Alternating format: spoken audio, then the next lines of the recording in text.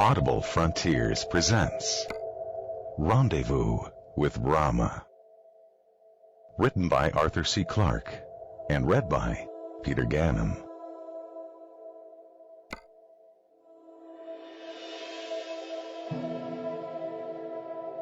One. Space Guard. Sooner or later, it was bound to happen. On June 30th, 1908, Moscow escaped destruction by 3 hours and 4,000 kilometers, a margin invisibly small by the standards of the universe. On February 12th, 1947, another Russian city had a still narrower escape when the second great meteorite of the 20th century detonated less than 400 kilometers from Vladivostok, with an explosion rivaling that of the newly invented uranium bomb. In those days, there was nothing that men could do to protect themselves against the last random shots in the cosmic bombardment that had once scarred the face of the moon. The meteorites of 1908 and 1947 had struck uninhabited wilderness, but by the end of the 21st century, there was no region left on Earth that could be safely used for celestial target practice. The human race had spread from pole to pole, and so, inevitably. At 09:46 GMT on the morning of September 11th, in the exceptionally beautiful summer of the year 2077, most of the inhabitants of Europe saw a dazzling fireball appear in the eastern sky. Within seconds, it was brighter than the sun, and as it moved across the heavens, at first in utter silence, it left behind it a churning column of dust and smoke. Somewhere above Austria, it began to disintegrate, producing a series of concussions so violent that more than 1 million people had their hearing permanently damaged. They were the lucky ones. Moving at 50 kilometers a second, 1,000 tons of rock and metal impacted on the plains of northern Italy, destroying in a few flaming moments the labor of centuries. The cities of Padua and Verona were wiped from the face of the earth, and the last glories of Venice sank forever beneath the sea, as the waters of the Adriatic came thundering landward after the hammer blow from space. 600,000 people died, and the total damage was more than $1 trillion. But the loss to art, to history, to science, to the whole human race for the rest of time, was beyond all computation. It was as if a great war had been fought and lost in a single morning, and few could draw much pleasure from the fact that, as the dust of destruction slowly settled, for months the whole world witnessed the most splendid dawns and sunsets since Krakatoa. After the initial shock, mankind reacted with a determination and a unity that no earlier age could have shown. Such a disaster, it was realized, might not occur again for 1,000 years, but it might occur tomorrow.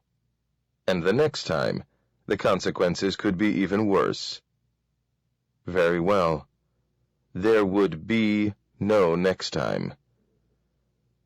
100 years earlier, a much poorer world, with far feebler resources, had squandered its wealth attempting to destroy weapons launched suicidally by mankind against itself. The effort had never been successful, but the skills acquired then had not been forgotten. Now they could be used for a far nobler purpose, and on an infinitely vaster stage. No meteorite large enough to cause catastrophe would ever again be allowed to breach the defenses of Earth. So began Project Space Guard.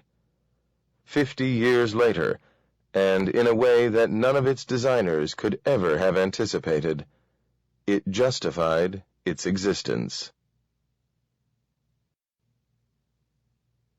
2. Intruder. By the year 2130, the Mars-based radars were discovering new asteroids at the rate of a dozen a day.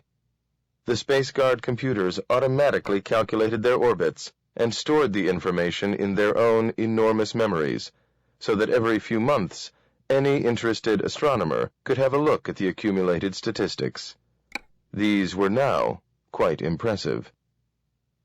It had taken more than 120 years to collect the first 1,000 asteroids, since the discovery of Ceres, largest of these tiny worlds, on the very first day of the 19th century. Hundreds had been found and lost and found again. They existed in such swarms that one exasperated astronomer had christened them vermin of the skies. He would have been appalled to know that SpaceGuard was now keeping track of 500,000. Only the 5 giants, Ceres, Pallas, Juno, Eunomia, and Vesta, were more than 200 kilometers in diameter. The vast majority were merely oversized boulders that would fit into a small park. Almost all moved in orbits that lay beyond Mars. Only the few that came far enough sunward to be a possible danger to Earth were the concern of SpaceGuard. And not 1 in 1,000 of these, during the entire future history of the solar system, would pass within 1,000,000 kilometers of Earth.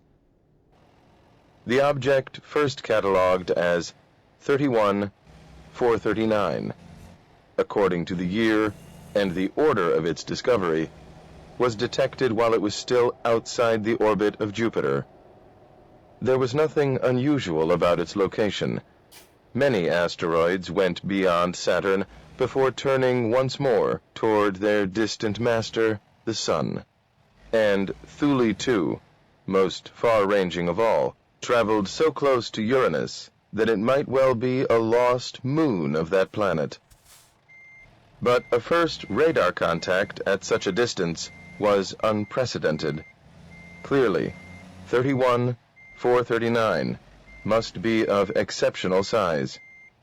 From the strength of the echo, the computers deduced a diameter of at least 40 kilometers.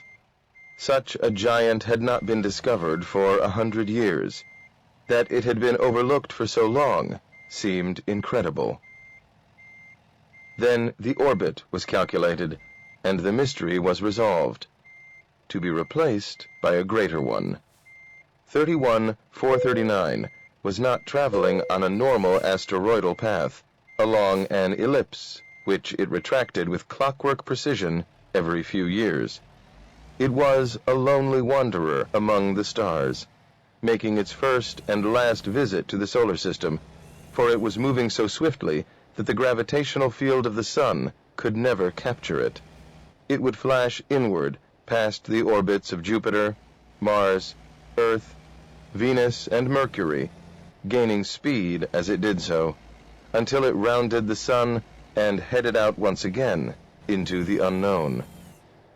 It was at this point that the computers started flashing their "we have something interesting" sign, and for the first time, 31439 came to the attention of human beings. There was a brief flurry of excitement at SpaceGuard headquarters, and the interstellar vagabond was quickly dignified by a name instead of a mere number. Long ago, the astronomers had exhausted Greek and Roman mythology. Now they were working through the Hindu pantheon, and so 31439 was christened Rama. For a few days, the news media made a fuss over the visitor, but they were badly handicapped by the sparsity of information. Only 2 facts were known about Rama: its unusual orbit and its approximate size. Even this last was merely an educated guess, based upon the strength of the radar echo. Through the telescope, Rama still appeared as a faint 15th magnitude star, much too small to show a visible disk. But as it plunged in toward the heart of the solar system, it would grow brighter and larger month by month. Before it vanished forever, Let me guess, the Razor, you don't know how orbiting to drive either? observatories would be able to gather more precise information about its shape and size. There was plenty of time, and perhaps during the next few years, some spaceship on its ordinary business might be routed close enough to get good photographs. An actual rendezvous was most unlikely. The energy cost would be far too great to permit physical contact with an object cutting across the orbits of the planets at more than 100,000 kilometers an hour. So the world soon forgot about Rama, but the astronomers did not. Their excitement grew with the passing months as the new asteroid presented them with more and Buddy, more come on, puzzles. man. You pulled it out in front of me. What the First of fuck all, was that? there was the problem of Rama's light curve.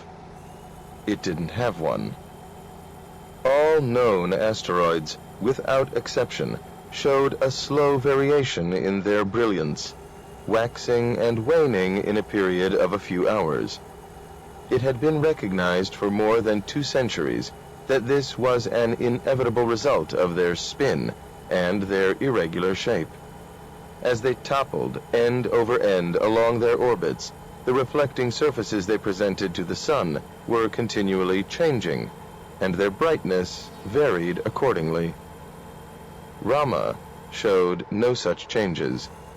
Either it was not spinning at all, or it was perfectly symmetrical. Both explanations seemed unlikely. There the matter rested for several months, because none of the big orbiting telescopes could be spared from their regular job of peering into the remote depths of the universe. Space astronomy was an expensive hobby, and time on a large instrument could easily cost $1,000 a minute. Dr. William Stenton would never have been able to grab the far side 200-meter reflector for a full quarter of an hour if a more important program had not been temporarily derailed by the failure of a 50-cent capacitor. One astronomer's bad luck was his good fortune. Stenton did not know what he had caught until the next day, when he was able to get computer time to process his results. Even when they were finally flashed on his display screen, it took him several minutes to understand what they meant. The sunlight reflected from Rama was not, after all, absolutely constant in its intensity. There was a very small variation, hard to detect, but quite unmistakable, and extremely regular. Like all the other asteroids, Rama was indeed spinning. But whereas the normal day for an asteroid was several hours, Rama's was only 4 minutes. Stenton did some quick calculations and found it hard to believe the results. At its equator, this tiny world must be spinning at more than 1,000 kilometers an hour. It would be rather unhealthy to attempt a landing anywhere except at the poles, because the centrifugal force at the equator would be powerful enough to flick any loose objects away from it at an acceleration of almost 1 gravity. Rama was a rolling stone that could never have gathered any cosmic moss. It was surprising that such a body had managed to hold itself together and had not long ago shattered into 1,000,000 fragments. An object 40 kilometers across, with a rotation period of only 4 minutes. Where did that fit into the astronomical scheme of things? Dr. Stenton was a somewhat imaginative man, a little too prone to jump to conclusions. He now jumped to one that gave him an uncomfortable few minutes indeed. The only specimen of the celestial zoo that fitted this description was a collapsed star. Perhaps Rama was a dead sun, a madly spinning sphere of neutronium, every cubic centimeter weighing billions of tons. At this point, there flashed briefly through Stenton's horrified mind the memory of that timeless classic, H.G. Wells's The Star. He had first read it as a small boy, and it had helped to spark his interest in astronomy. Across more than 2 centuries of time, it had lost none of its magic and its terror.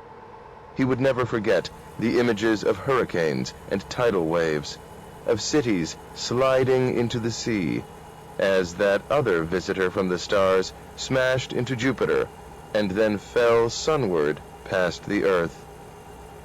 True, the star that old Wells described was not cold, but incandescent, and wrought much of its destruction by heat. That scarcely mattered.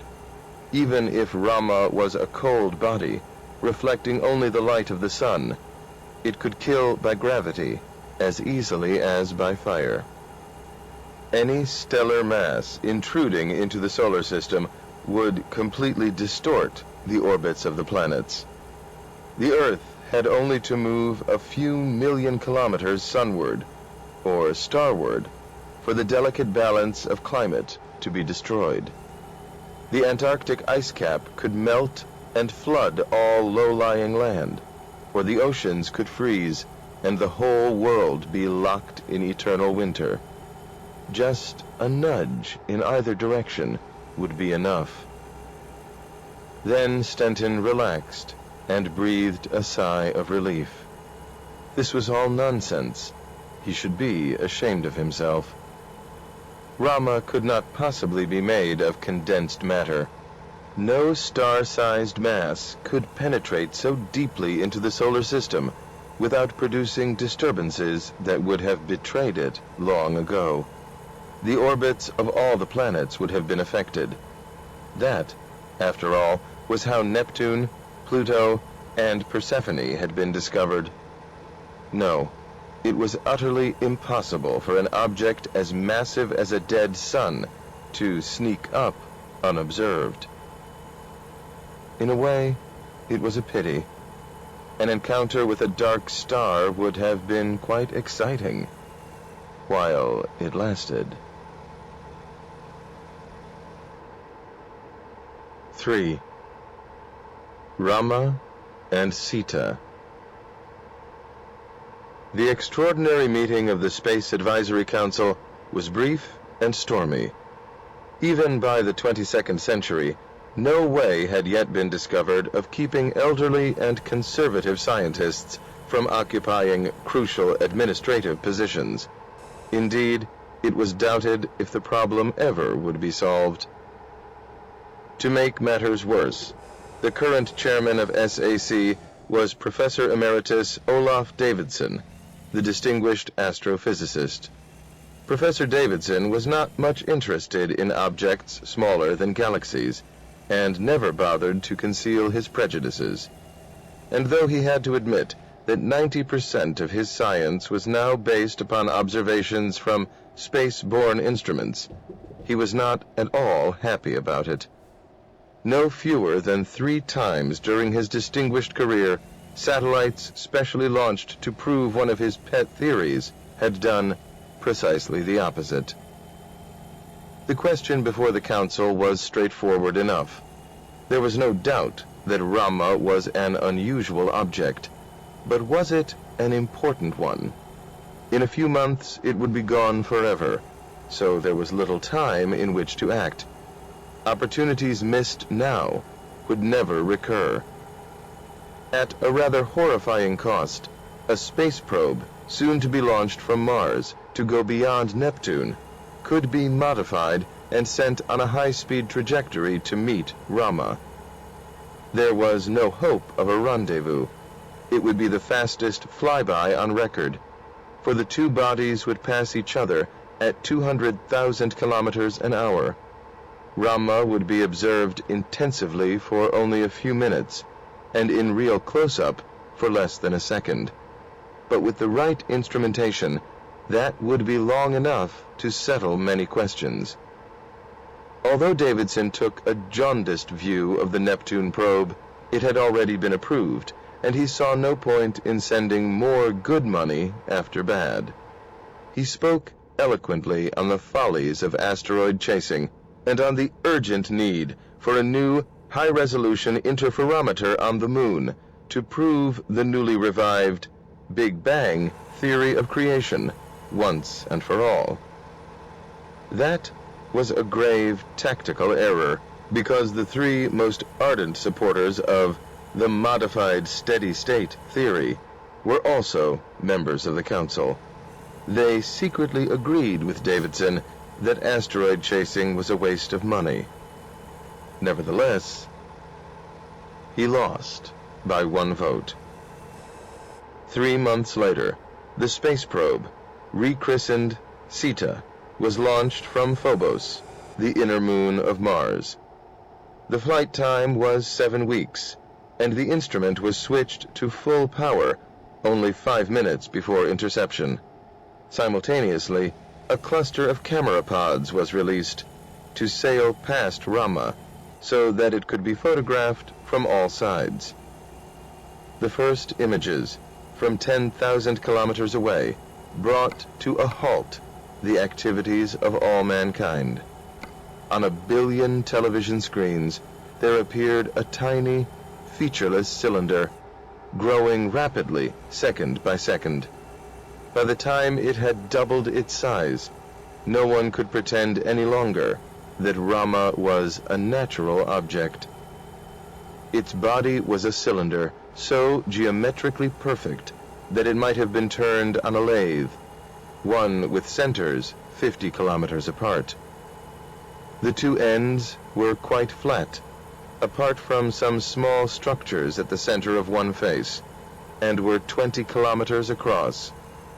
From a distance, when there was no sense of scale, Rama looked almost comically like an ordinary domestic boiler. Rama grew until it filled the screen. Its surface was a dull, drab gray, as colorless as the moon, and completely devoid of markings except at one point. Halfway along the cylinder, there was a kilometer-wide stain, or smear, as if something had once hit and splattered ages ago. There was no sign that the impact had done the slightest damage to Rama's spinning walls, but this mark had produced the slight fluctuation in brightness that had led to Stenton's discovery. The images from the other cameras added nothing new. However, the trajectories their pods traced through Rama's minute gravitational field gave one other vital piece of information: the mass of the cylinder. It was far too light to be a solid body. To nobody's great surprise, it was clear that Rama must be hollow. The long-hoped-for, long-feared encounter had come at last. Mankind was about to receive the first visitor from the stars. 4. Rendezvous. Commander Norton remembered those first TV transmissions, which he had replayed so many times during the final minutes of the rendezvous. But there was one thing no electronic image could possibly convey, and that was Rama's overwhelming size. He had never received such an impression when landing on a natural body like the Moon or Mars. Those were worlds, and one expected them to be big. Yet he had also landed on Jupiter 8, which was slightly larger than Rama, and that had seemed quite a small object. It was easy to resolve the paradox. His judgment was wholly altered by the fact that this was an artifact, millions of times heavier than anything that man had ever put into space. The mass of Rama was at least 10 trillion tons. To any spaceman, that was not only an awe-inspiring, but also a terrifying thought. No wonder that he sometimes felt a sense of insignificance and even depression, as that cylinder of sculptured, ageless metal filled more and more of the sky. There was also a sense of danger here that was wholly novel to his experience. In every earlier landing, he had known what to expect. There was always the possibility of accident, but never of surprise. With Rama, surprise was the only certainty. Now, Endeavour was hovering less than 1,000 meters above the north pole of the cylinder, at the very center of the slowly turning disk. This end had been chosen because it was the one in sunlight. As Rama rotated, the shadows of the short, enigmatic structures near the axis swept steadily across the metal plane. The northern face of Rama was a gigantic sundial, measuring the swift passage of its 4-minute day. Landing a 5,000-ton spaceship at the center of a spinning disk was the least of Norton's worries. It was no different from docking at the axis of a large space station. Endeavour's lateral jets had already given her a matching spin, and he could trust Lieutenant Joe Calvert to put her down as gently as a snowflake, with or without the aid of the navigation computer. "In 3 minutes," said Calvert, without taking his eyes from the display screen, "we'll know if it's made of antimatter." Norton grinned, recalling some of the more hair-raising theories about Rama's origin. If that unlikely speculation was true, in a few seconds there would be the biggest bang since the solar system had been formed. The total annihilation of 10,000 tons would, briefly, provide the planets with a second sun. Yet the mission profile had allowed for even this remote contingency. Endeavour had squirted Rama with one of her jets from a safe 1,000 kilometers away. Nothing whatsoever had happened when the expanding cloud of vapor arrived on target, and a matter-antimatter reaction involving even a few milligrams would have produced an awesome fireworks display. Norton, like all space commanders, was a cautious man. He had looked long and hard at the northern face of Rama in choosing the point of touchdown. After much thought, he had decided to avoid the obvious spot, the exact center, on the axis itself. A clearly marked circular disk, 100 meters in diameter, was centered on the pole, and he had a strong suspicion that this must be the outer seal of an enormous airlock. The creatures who had built this hollow world must have had some way of taking their ships inside. This was the logical place for the main entrance, and he thought it might be unwise to block the front door with his own vessel. But this decision generated other problems. If Endeavour touched down even a few meters from the axis, Rama's rapid spin would start her sliding away from the pole.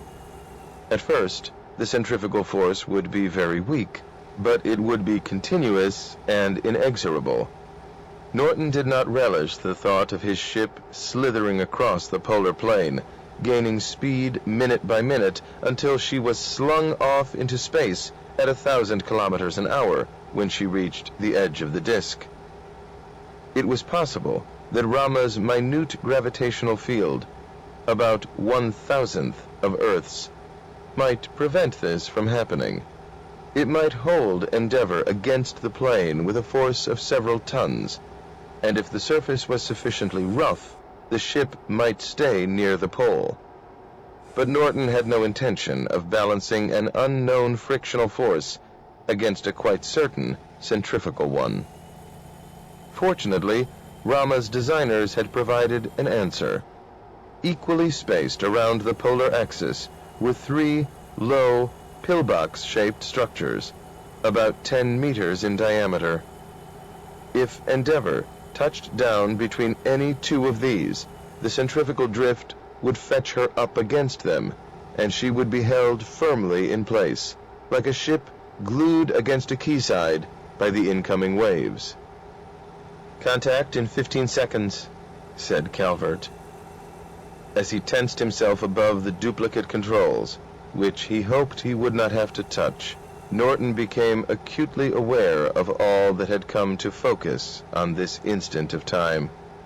This, surely, would be the most momentous landing since the first touchdown on the moon over a century and a half ago. The gray pillboxes drifted slowly upward outside the control port. There was the last hiss of a reaction jet and a barely perceptible jar. In the weeks that had just passed, Commander Norton had often wondered what he would say at this moment. But now that it was upon him, history chose his words, and he spoke almost automatically, barely aware of the echo from the past. Rama Base, Endeavour has landed. As recently as a month ago, he would never have believed it possible. The ship had been on a routine mission, checking and emplacing asteroid warning beacons, when the order came. Endeavour was the only spacecraft in the solar system that could possibly make a rendezvous with the intruder before it whipped around the sun and hurled itself back toward the stars. Even so, it had been necessary to rob 3 other ships of the solar survey, which were now drifting helplessly until tankers could refuel them.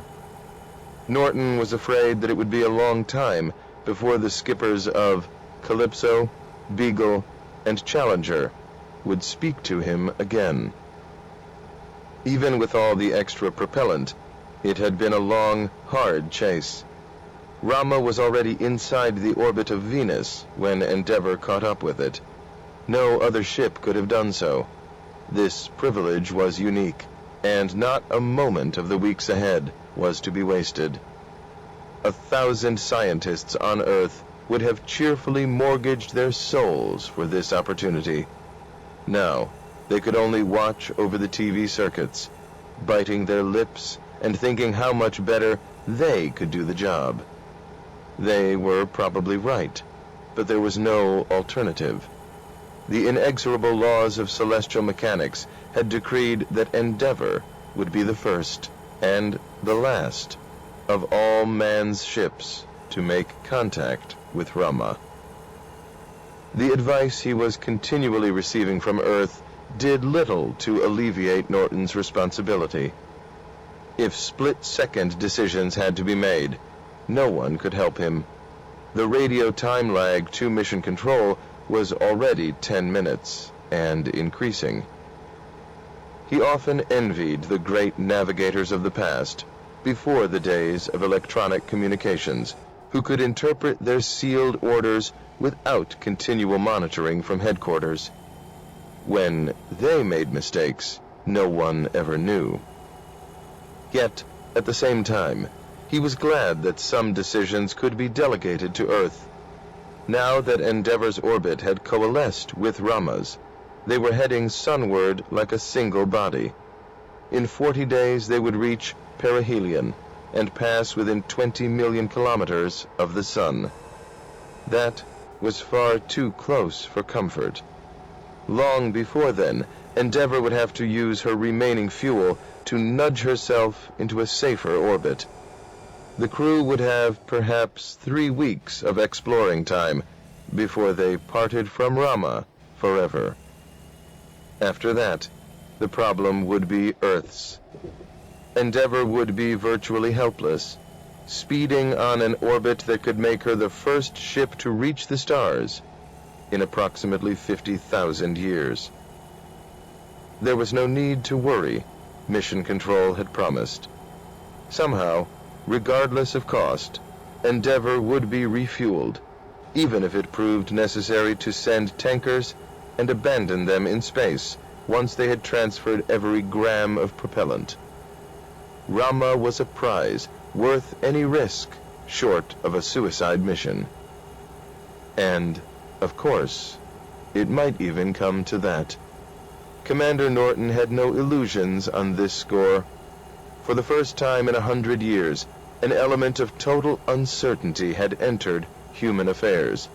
And uncertainty was one thing that neither scientists nor politicians could tolerate. If that was the price of resolving it, Endeavour and her crew would be expendable. First, EVA. Rama was silent as a tomb, which perhaps it was. There were no radio signals on any frequency, no vibrations that the seismographs could pick up, apart from microtremors undoubtedly caused by the sun's increasing heat. No electrical currents, no radioactivity. It was almost ominously quiet. One might have expected that even an asteroid would be noisier. What did we expect? Norton asked himself. A committee of welcome? He was not sure whether to be disappointed or relieved. The initiative, at any rate, appeared to be his. His orders were to wait for 24 hours, then to go out and explore. Nobody slept much that first day. Even the crew members not on duty spent their time monitoring the ineffectually probing instruments or simply looking out the observation ports at the starkly geometrical landscape. Is this world alive? They asked themselves over and over again. Is it dead? Or is it merely sleeping? On the first EVA, Norton took only one companion, Lieutenant Commander Carl Mercer, his tough and resourceful life support officer. He had no intention of getting out of sight of the ship, and if there was any trouble, it was unlikely that a larger party would be safer. As a precaution, however, he had 2 more crew members, already suited up, standing by in the airlock. The few grams of weight that Rama's combined gravitational and centrifugal fields gave them were neither help nor hindrance. They had to rely entirely on their jets. As soon as possible, Norton decided, he would string a cat's cradle of guide ropes between the ship and the pillboxes, so that they could move around without wasting propellant. The nearest pillbox was only 10 meters from the airlock, and Norton's first concern was to check that the contact had caused no damage to the ship. Endeavour's hull was resting against the curving wall with a thrust of several tons, but the pressure was evenly distributed. Reassured, he began to drift around the circular structure, trying to determine its purpose. He had traveled only a few meters when he came across an interruption in the smooth, apparently metallic wall.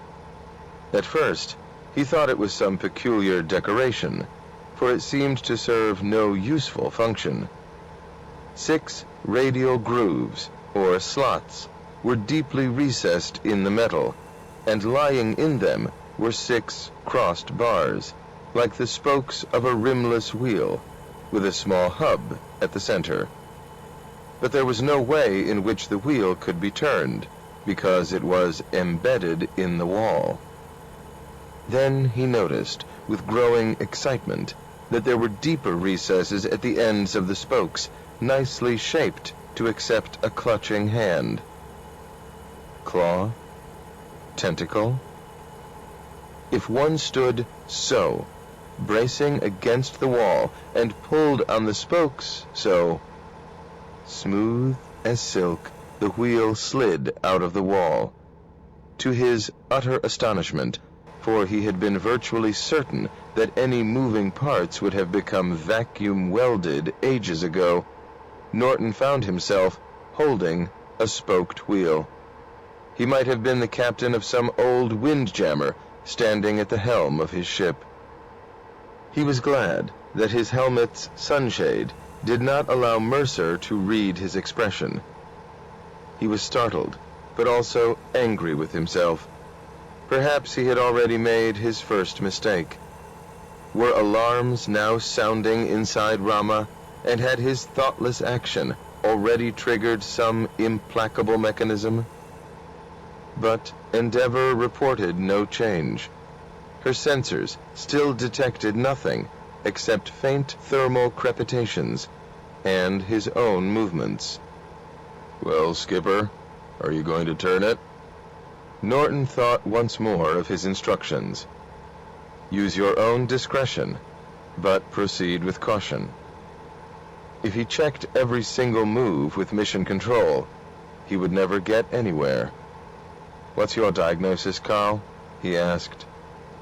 "It's obviously a manual control for an airlock, probably an emergency backup system in case of power failure. I can't imagine any technology, however advanced, that wouldn't take such precautions." And it would be fail-safe, Norton told himself. It could be operated only if there was no possible danger to the system. He grasped two opposing spokes of the windlass, braced his feet against the ground, and tested the wheel. It did not budge. "Give me a hand," he said to Mercer. Each took a spoke. Exerting their utmost strength, they were unable to produce the slightest movement. Of course, there was no reason to suppose that clocks and corkscrews on Rama turned in the same direction as they did on Earth. "Let's try the other way," suggested Mercer. This time, there was no resistance. The wheel rotated almost effortlessly through a full circle. Then, very smoothly, it took up the load. Half a meter away, the curving wall of the pillbox started to move, like a slowly opening clamshell. A few particles of dust, driven by wisps of escaping air, streamed outward like dazzling diamonds as the brilliant sunlight caught them. The road to Rama lay open. 6. Committee. It had been a serious mistake, Dr. Bose often thought, to put the United Planets headquarters on the moon. Inevitably, Earth tended to dominate the proceedings, as it dominated the landscape beyond the dome. If they had to build here, perhaps they should have gone to Farside, where that hypnotic disk never shed its rays. But, of course, it was much too late to change, and in any case, there was no real alternative. Whether the colonies liked it or not, Earth would be the cultural and economic overlord of the solar system for centuries to come. Dr. Bose had been born on Earth, and had not emigrated to Mars until he was 30, so he felt that he could view the political situation fairly dispassionately.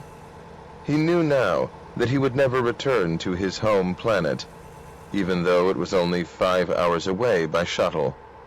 At age 115, he was in perfect health, but he could not face the reconditioning needed to accustom him to 3 times the gravity he had enjoyed for most of his life. He was exiled forever from the world of his birth. Not being a sentimental man, he had never let this depress him unduly. What did depress him sometimes was the need for dealing, year after year, with the same familiar faces.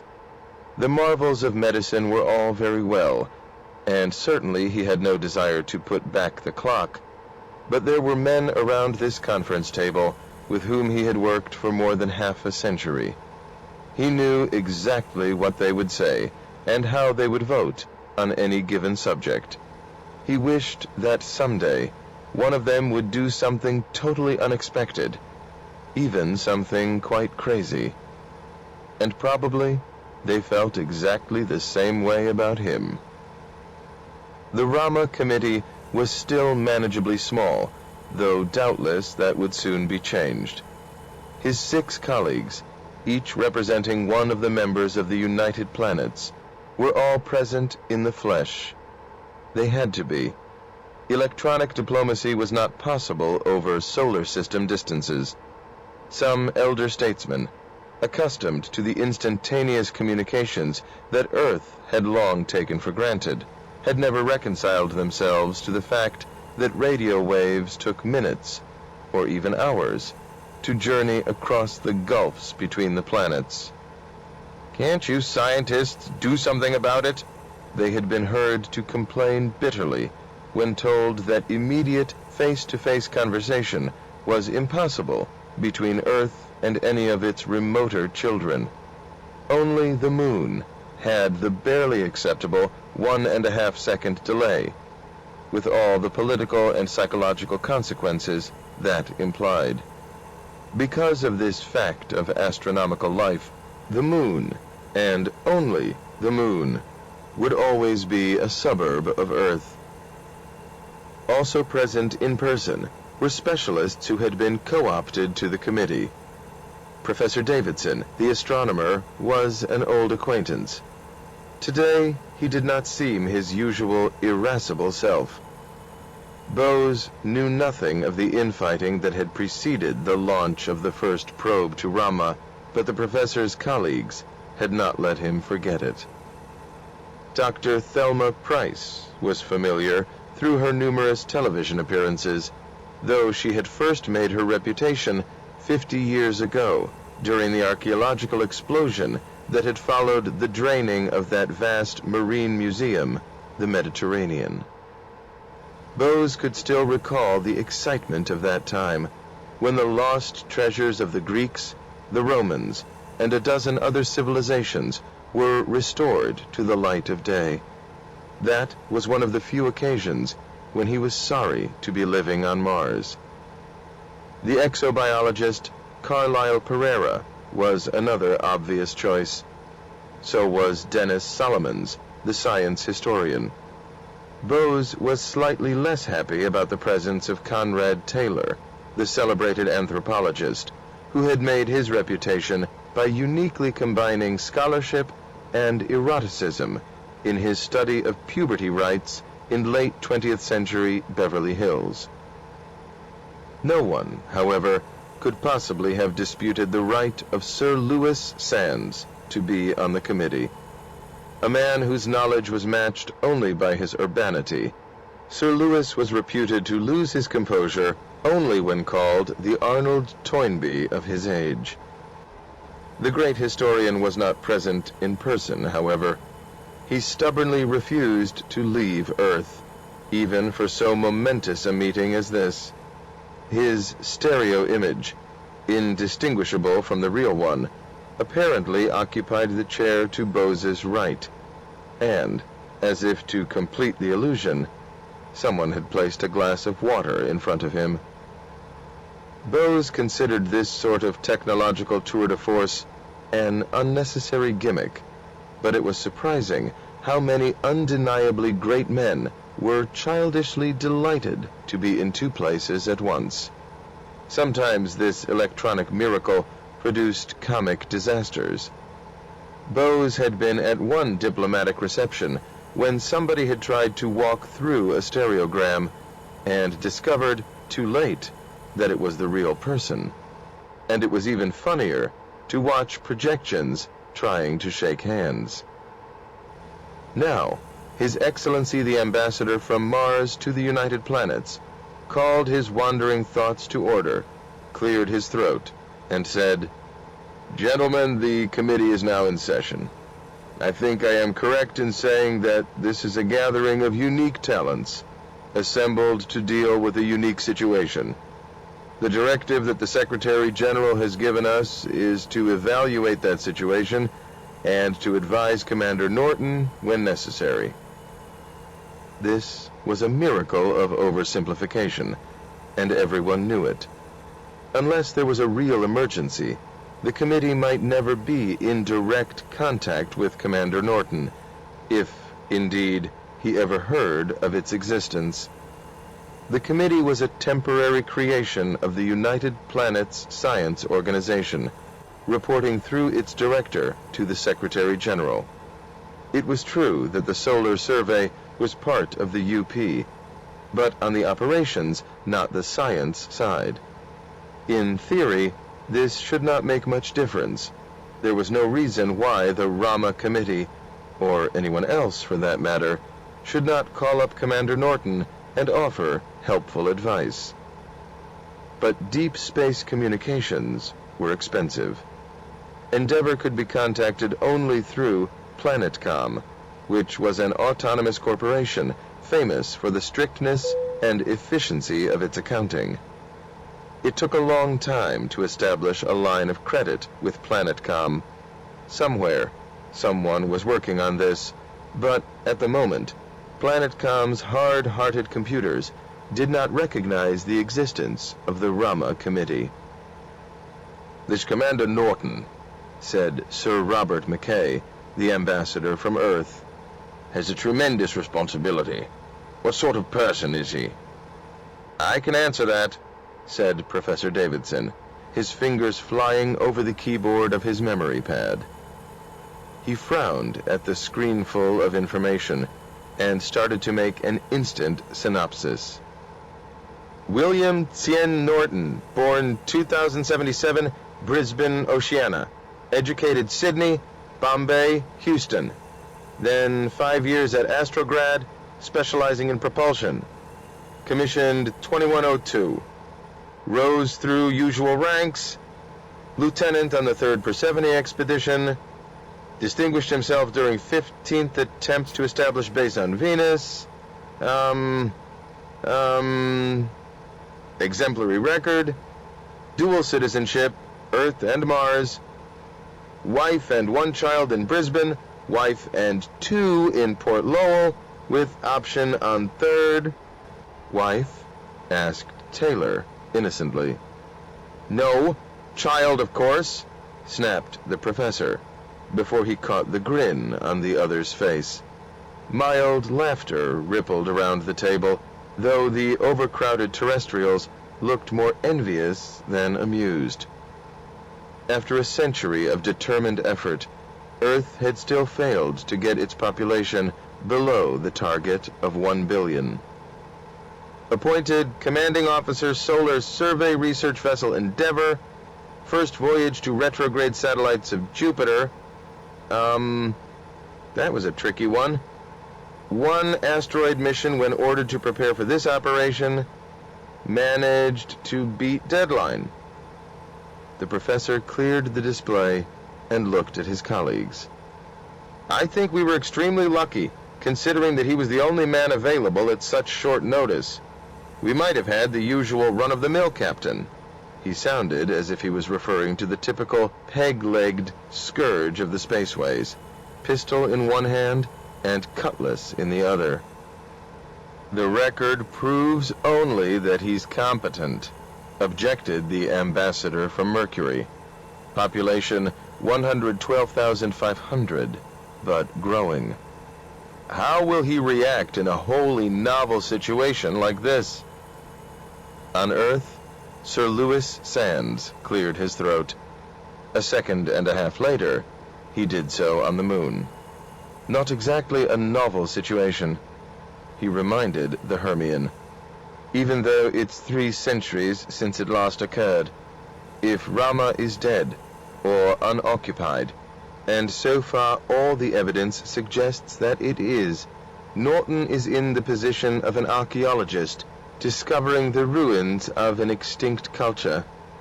He bowed politely to Dr. Price, who nodded in agreement. Obvious examples are Schliemann at Troy and Muot at Angkor Wat. The danger is minimal, though, of course, accident can never be completely ruled out. But what about the booby traps and trigger mechanisms these Pandora people have been talking about? Asked Dr. Price. Pandora? Asked the Hermian ambassador quickly. What's that? It's a crackpot movement, explained Sir Robert, with as much embarrassment as a diplomat was ever likely to show. That is convinced that Rama is a grave potential danger. A box that shouldn't be opened, you know. He doubted if the Hermian did know. Classical studies were not encouraged on Mercury. Pandora paranoia, snorted Taylor. Oh, of course such things are conceivable, but why should any intelligent race want to play childish tricks? Well, even ruling out such unpleasantness, Sir Robert continued, We still have the much more ominous possibility of an active inhabited Rama. Then the situation is one of an encounter between two cultures at very different technological levels. Pizarro and the Incas, Piri and the Japanese, Europe and Africa. Almost invariably, the consequences have been disastrous for one or both parties. I'm not making any recommendations. I'm merely pointing out precedents. Thank you, Sir Robert, replied Bose. It was a mild nuisance, he thought, having two sirs on one small committee. In these latter days, knighthood was an honor few Englishmen escaped. I'm sure we've all thought of these alarming possibilities, but if the creatures inside Rama are, malevolent, will it really make the slightest difference what we do? They might ignore us if we go away. What, after they've traveled billions of miles and thousands of years? The argument had reached the takeoff point, and was now self-sustaining. Bose sat back in his chair, said little, and waited for a consensus to emerge. It was just as he had predicted. Everyone agreed that, once he had opened the first door, it was inconceivable that Commander Norton should not open the second. 7. Two wives. If his wives ever compared his videograms, Commander Norton thought, with more amusement than concern, it would involve him in a lot of extra work. Now, he could make one long gram and dupe it, adding only brief personal messages and endearments before shooting the almost identical copies off to Mars and to Earth.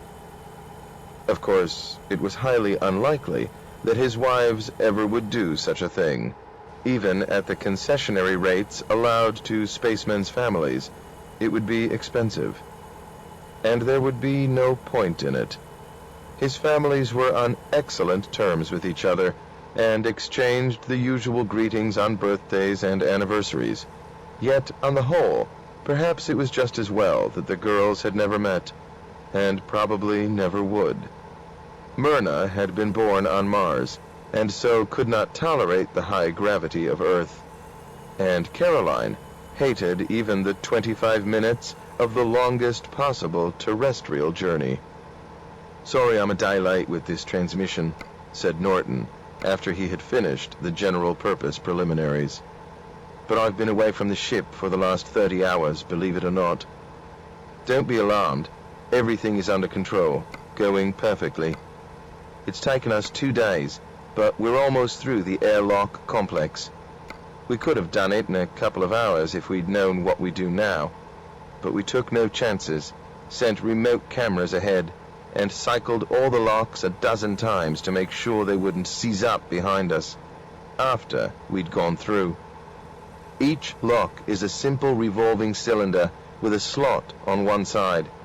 You go in through this opening, crank the cylinder around 180 degrees, and the slot then matches up with another door so you can step out of it. Or float, in this case. The Ramans really made sure of things. There are 3 of these cylinder locks, one after the other, just inside the outer hull and below the entry pillbox. I can't imagine how even one would fail unless someone blew it up with explosives, but if it did, there would be a second backup and then a third. And that's only the beginning. The final lock opens into a straight corridor, almost half a kilometer long. It looks clean and tidy, like everything else we've seen. Every few meters there are small ports that probably held lights, but now everything is completely black. And, I don't mind telling you, scary. There are also 2 parallel slots, about a centimeter wide, cut in the walls and running the whole length of the tunnel.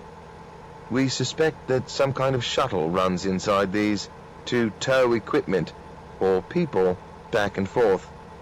It would save us a lot of trouble if we could get it working. I mentioned that the tunnel was half a kilometer long. Well, from our seismic soundings, we knew that that's about the thickness of the shell, so obviously we were almost through it. And at the end of the tunnel, we weren't surprised to find another of those cylindrical airlocks. Yes, and another, and another. These people seem to have done everything in threes. We're in the final lock chamber now, waiting for the OK from Earth before we go through. The interior of Rama is only a few meters away. I'll be a lot happier when the suspense is over. You know Jerry Kirchhoff, my exec, who's got such a library of real books that he can't afford to emigrate from Earth? Well, Jerry told me about a situation just like this, back at the beginning of the 20th century. An archaeologist found the tomb of an Egyptian king, the first one that hadn't been looted by robbers. His workmen took months to dig their way in, chamber by chamber, until they came to the final wall. Then they broke through the masonry, and he held out a lantern and pushed his head inside. He found himself looking into a whole room full of treasure. Incredible stuff, gold and jewels. Perhaps this place is also a tomb. It seems more and more likely. Even now, there's still not the slightest sound or hint of any activity. Well, tomorrow we should know. Norton switched the recorder to hold. What else, he wondered, should he say about the work before he began the separate personal messages to his families? Normally, he never went into so much detail, but these circumstances were scarcely normal. This might be the last gram he would ever send to those he loved. He owed it to them to explain what he was doing. By the time they saw these images and heard these words, he would be inside Rama, for better or for worse. 8. Through the hub. Never before had Norton felt so strongly his kinship with that long-dead Egyptologist. Not since Howard Carter had first peered into the tomb of Tutankhamen could any man have known a moment such as this. Yet the comparison was almost ridiculously ludicrous. Tutankhamen had been buried only yesterday, not even 4,000 years ago. Rama might be older than mankind. That little tomb in the Valley of the Kings could have been lost in the corridors through which they had already passed, but the space that lay beyond this final seal was at least 1,000,000 times greater. And as for the treasure it might hold, that was beyond imagination. No one had spoken over the radio circuits for at least 5 minutes. The well-trained team had not even reported verbally when all the checks were complete. Mercer had simply given him the OK sign and waved him toward the open tunnel. It was as if everyone realized that this was a moment for history, not to be spoiled by unnecessary small talk. That suited Norton, for at the moment he, too, had nothing to say. He flicked on the beam of his flashlight, triggered his jets, and drifted slowly down the short corridor, trailing his safety line behind him. Only seconds later, he was inside. Inside what? All before him was total darkness. Not a glimmer of light was reflected back from the beam. He had expected this, but he had not really believed it. All the calculations had shown that the far wall was tens of kilometers away. Now his eyes told him that this was indeed the truth. As he drifted slowly into that darkness, he felt a sudden need for the reassurance of his safety line, stronger than any he had ever experienced before, even on his first EVA. And that was ridiculous. He had looked out across the light years and the megaparsecs without vertigo. Why should he be disturbed by a few cubic kilometers of emptiness? He was queasily brooding over this problem when the momentum damper at the end of the line braked him gently to a halt, with a barely perceptible rebound. He swept the vainly probing beam of the flashlight down from the nothingness ahead to examine the surface from which he had emerged. He might have been hovering over the center of a small crater, which was itself a dimple in the base of a much larger one. On either side rose a complex of terraces and ramps, all geometrically precise and obviously artificial, which extended for as far as the beam could reach. About 100 meters away, he could see the exits of the other two airlock systems, identical with this one. And that was all. There was nothing particularly exotic or alien about the scene. In fact, it bore a considerable resemblance to an abandoned mine. He felt a vague sense of disappointment. After all this effort, there should have been some dramatic, even transcendental revelation. Then he reminded himself that he could see only a couple of 100 meters. The darkness beyond his field of view might yet contain more wonders than he cared to face. He reported briefly to his anxiously waiting companions, then added, "I'm sending out the flare. 2-minute delay. Here goes." With all his strength, he threw the little cylinder straight upward, or outward, and started to count seconds as it dwindled along the beam. Before he had reached the quarter minute, it was out of sight. When he had got to 100, he shielded his eyes and aimed the camera. He had always been good at estimating time. He was only 2 seconds off when the world exploded with light, and this time there was no cause for disappointment. Even the millions of candle power of the flare could not light up the whole of this enormous cavity, but he could see enough to grasp its plan and appreciate its titanic scale. He was at one end of a hollow cylinder at least 10 kilometers wide, and of indefinite length. From his viewpoint at the central axis, he could see such a mass of detail on the curving walls surrounding him that his mind could not absorb more than a minute fraction of it. He was looking at the landscape of an entire world by a single flash of lightning, and he tried by a deliberate effort of will to freeze the image in his mind. All around him, the terraced slopes of crater rose up until they merged into the solid wall that rimmed the sky. No, that impression was false. He must discard the instincts both of Earth and of space, and reorientate himself to a new system of coordinates. He was not at the lowest point of this strange, inside-out world, but the highest. From here, all directions were down, not up. If he moved away from this central axis toward the curving wall, which he must no longer think of as a wall, gravity would steadily increase. When he reached the inside surface of the cylinder, he could stand upright on it at any point, feet toward the stars, and head toward the center of the spinning drum. The concept was familiar enough. Since the earliest dawn of spaceflight, centrifugal force had been used to simulate gravity. It was only the scale of this application that was so overwhelming, so shocking.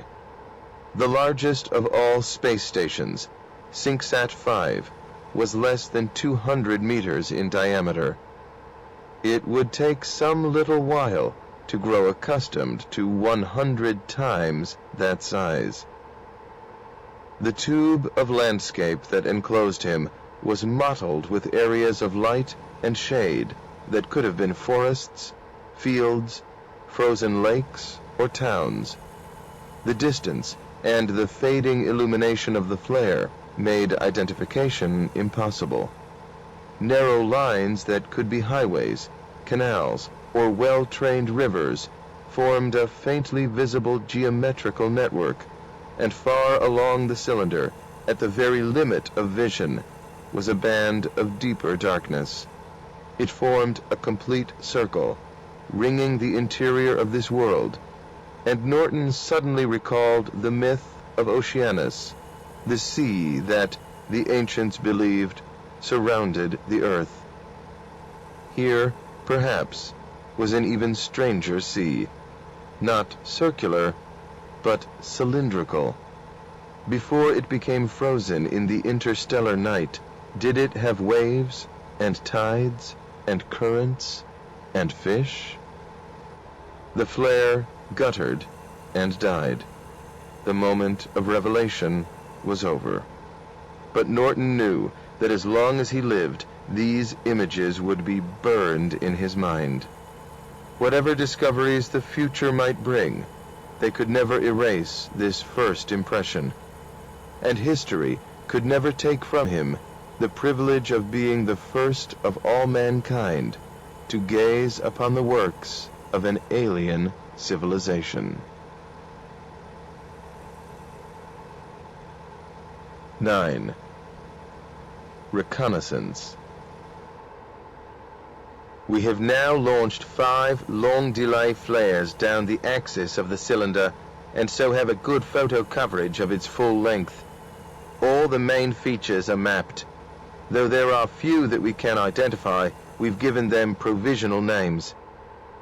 The interior cavity is 50 kilometers long and 16 wide.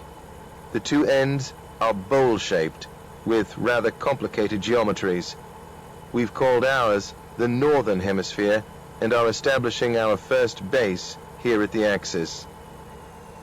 Radiating from the central hub, 12 degrees apart, are 3 ladders that are almost a kilometer long. They all end at a terrace, or ring-shaped plateau, that runs right around the bowl. And leading on from that, continuing the direction of the ladders, are 3 enormous stairways, which go all the way down to the plain. If you imagine an umbrella with only 3 ribs, equally spaced, you'll have a good idea of this end of Rama. Each of those ribs is a stairway, very steep near the axis, and then slowly flattening out as it approaches the plain below. The stairways, we've called them Alpha, Beta, Gamma, aren't continuous, but break at 5 more circular terraces. We estimate there must be between 20 and 30,000 steps. Presumably they were used only for emergencies, since it's inconceivable that the Ramans, or whatever we're going to call them, had no better way of reaching the axis of their world. The southern hemisphere looks quite different. For one thing, it has no stairways and no flat central hub. Instead, there's a huge spike, kilometers long, jutting along the axis, with 6 smaller ones around it. The whole arrangement is very odd, and we can't imagine what it means. The 50-kilometer-long cylindrical section between the 2 bowls we've called the central plain. It may seem crazy to use the word plain to describe something so obviously curved, but we feel it's justified. It will appear flat to us when we get down there, just as the interior of a bottle must seem flat to an ant crawling around inside it. The most striking feature of the central plain is the 10-kilometer wide dark band running completely around it at the halfway mark. It looks like ice, so we've christened it the Cylindrical Sea. Right out in the middle, there's a large oval island, about 10 kilometers long and 3 wide, and covered with tall structures. Because it reminds us of old Manhattan, we've called it New York.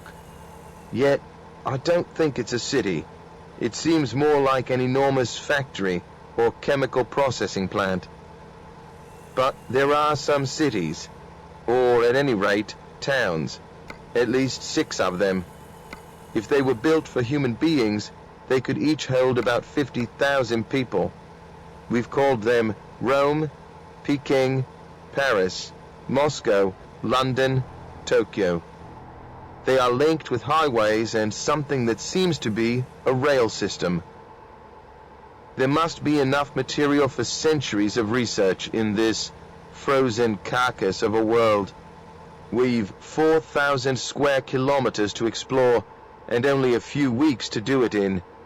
I wonder if we'll ever learn the answer to the 2 mysteries that have been haunting me ever since we got inside.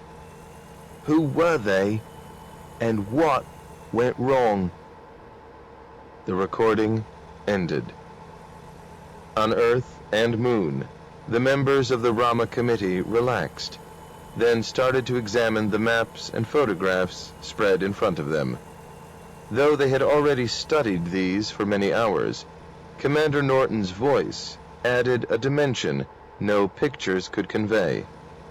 He had actually been there, had looked with his own eyes across this extraordinary inside-out world, during the brief moments while its age-long night had been illuminated by the flares.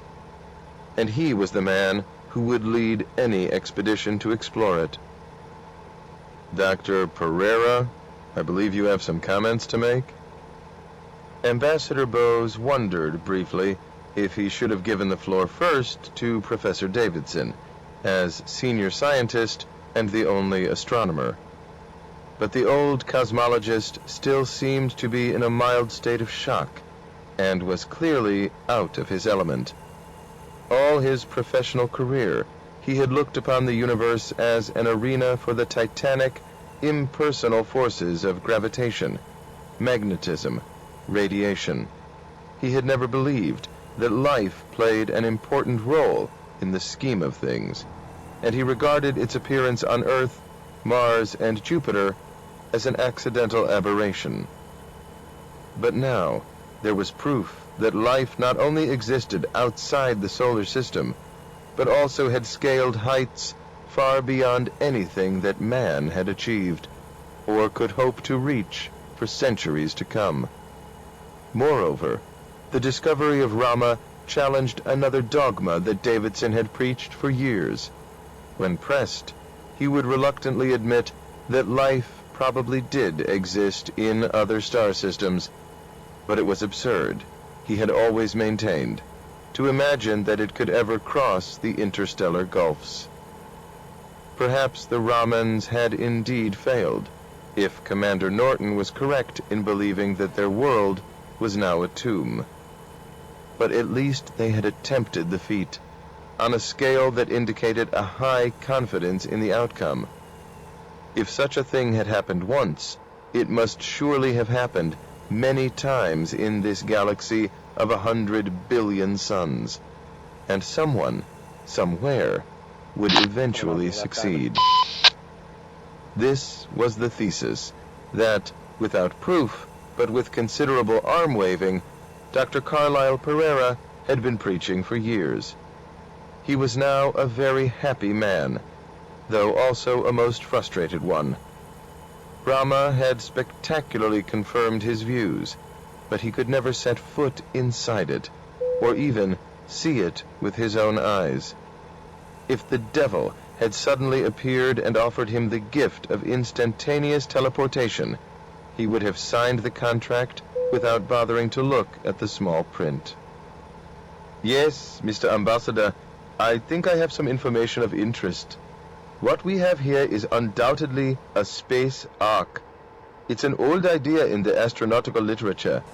I've been able to trace it back to the British physicist J.D. Bernal, who proposed this method of interstellar colonization in a book published in 1929. Yes, 200 years ago. And the great Russian pioneer Tsiolkovsky put forward somewhat similar proposals even earlier. If you want to go from one star system to another, you have a number of choices. assuming that the speed of light is an absolute limit, and that's still not completely settled, despite anything you may have heard to the contrary. There was an indignant sniff, but no formal protest from Davidson. You can make a fast trip in a small vessel or a slow journey in a giant one. There seems no technical reason why spacecraft cannot reach 90% or more of the speed of light. That would mean a travel time of 5 to 10 years between neighboring stars. Tedious, perhaps, but not impracticable, especially for creatures whose lifespans might be measured in centuries. One can imagine voyages of this duration carried out in ships not much larger than ours. But perhaps such speeds are impossible with reasonable payloads. Remember, you have to carry the fuel to slow down at the end of the voyage, even if you're on a one-way trip. So it may make more sense to take your time. 10,000, 100,000 years. Bernal and others thought this could be done with mobile worldlets a few kilometers across, carrying thousands of passengers on journeys that would last for generations. Naturally, the system would have to be rigidly closed, recycling all food, air, and other expendables. But, of course, that's just how the Earth operates, on a slightly larger scale. Some writers suggested that these space arcs should be built in the form of concentric spheres. Others proposed hollow, spinning cylinders so that centrifugal force could provide artificial gravity. Exactly what we found in Rama. Davidson could not tolerate this sloppy talk. No such thing as centrifugal force. It's an engineer's phantom. There's only inertia. You're quite right, of course, admitted Pereira. Though it might be hard to convince a man who'd just been slung off a carousel. But mathematical rigor seems unnecessary. Hear, hear, interjected Bose with some exasperation. We all know what you mean, or think we do. Please don't destroy our illusions. Well, I was merely pointing out that there's nothing conceptually novel about Rama, though its size is startling. Men have imagined such things for 200 years. Now, I'd like to address myself to another question. Exactly how long has Rama been traveling through space? We now have a very precise determination of its orbit and its velocity. Assuming that it's made no navigational changes, we can trace its position back for millions of years. We expected that it would be coming from the direction of a nearby star, but that isn't the case at all. It's more than 200,000 years since Rama passed near any star, and that particular one turns out to be an irregular variable, about the most unsuitable sun you could imagine for an inhabited solar system. It has a brightness range of over 50 to 1. Any planets would be alternately baked and frozen every few years. A suggestion, put in Dr. Price. Perhaps that explains everything. Maybe this was once a normal sun and became unstable. That's why the Ramans had to find a new one. Pereira admired the old archaeologist, so he let her down lightly. But what would she say, he wondered, if he started pointing out the instantly obvious in her own specialty? We did consider that, he said, gently.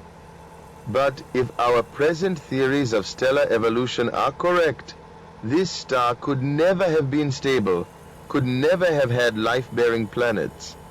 So Rama has been cruising through space for at least 200,000 years, and perhaps for more than 1 million. Now, it's cold and dark and apparently dead, and I think I know why. The Ramans may have had no choice. Perhaps they were indeed fleeing from some disaster, but they miscalculated. No closed ecology can be 100% efficient. There is always waste, loss, some degradation of the environment and buildup of pollutants. It may take billions of years to poison and wear out a planet, but it will happen in the end. The oceans will dry up, the atmosphere will leak away. By our standards, Rama is enormous, yet it is still a very tiny planet. My calculations, based on the leakage through its hull, and some reasonable guesses about the rate of biological turnover, indicate that its ecology could survive for only about 1,000 years. At the most, I'll grant 10,000. That would be long enough, at the speed Rama is traveling, for a transit between the closely packed suns in the heart of the galaxy. But not out here, in the scattered population of the spiral arms. Rama is a ship that exhausted its provisions before it reached its goal. It's a derelict, drifting among the stars. There's just one serious objection to this theory, and I'll raise it before anybody else does. Rama's orbit is aimed so accurately at the solar system that coincidence seems ruled out. In fact, I'd say it's now heading much too close to the sun for comfort. Endeavour will have to break away long before perihelion to avoid overheating. I don't pretend to understand this.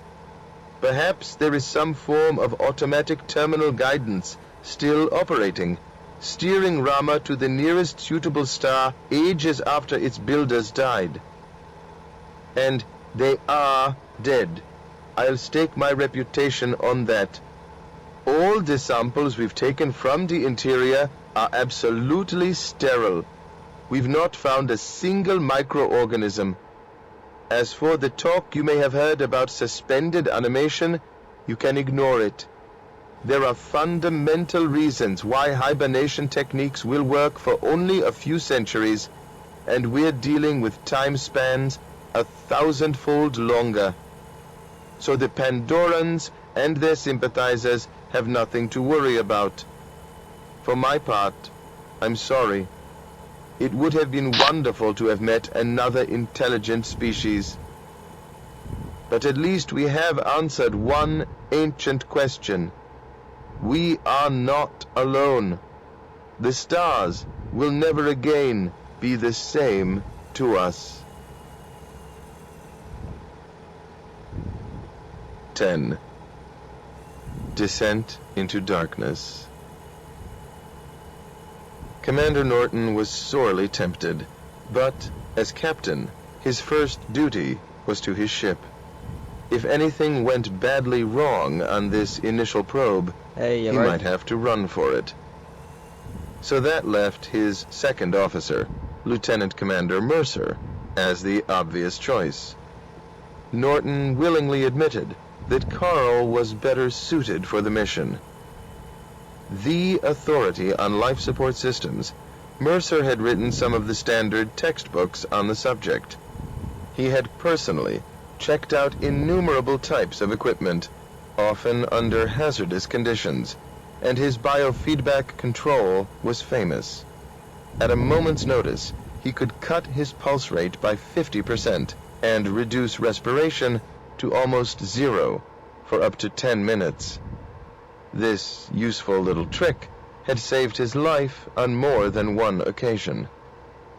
Yet, despite his great ability and intelligence, he was almost wholly lacking in imagination.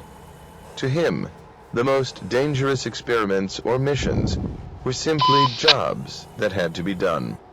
He never took unnecessary risks, and he had no use at all for what was commonly regarded as courage. The two mottos on his desk summed up his philosophy of life. One asked, "What have you forgotten?" The other said, "Help stamp out bravery."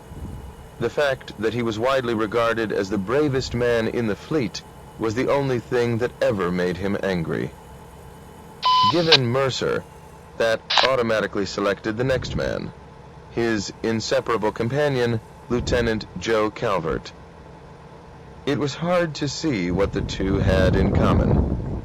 The lightly built, rather highly strung navigation officer than his stolid and imperturbable friend, who certainly did not share his passionate interest in the art of the primitive cinema. But no one can predict where the lightning will strike, and years ago, Mercer and Calvert had established an apparently stable liaison. That was common enough. Much more unusual was the fact that they also shared a wife back on Earth, who had borne each of them a child. Norton hoped that he could meet her one day. She must be a most remarkable woman. The triangle had lasted for at least 5 years, and still seemed to be an equilateral one. 2 men were not enough for an exploring team.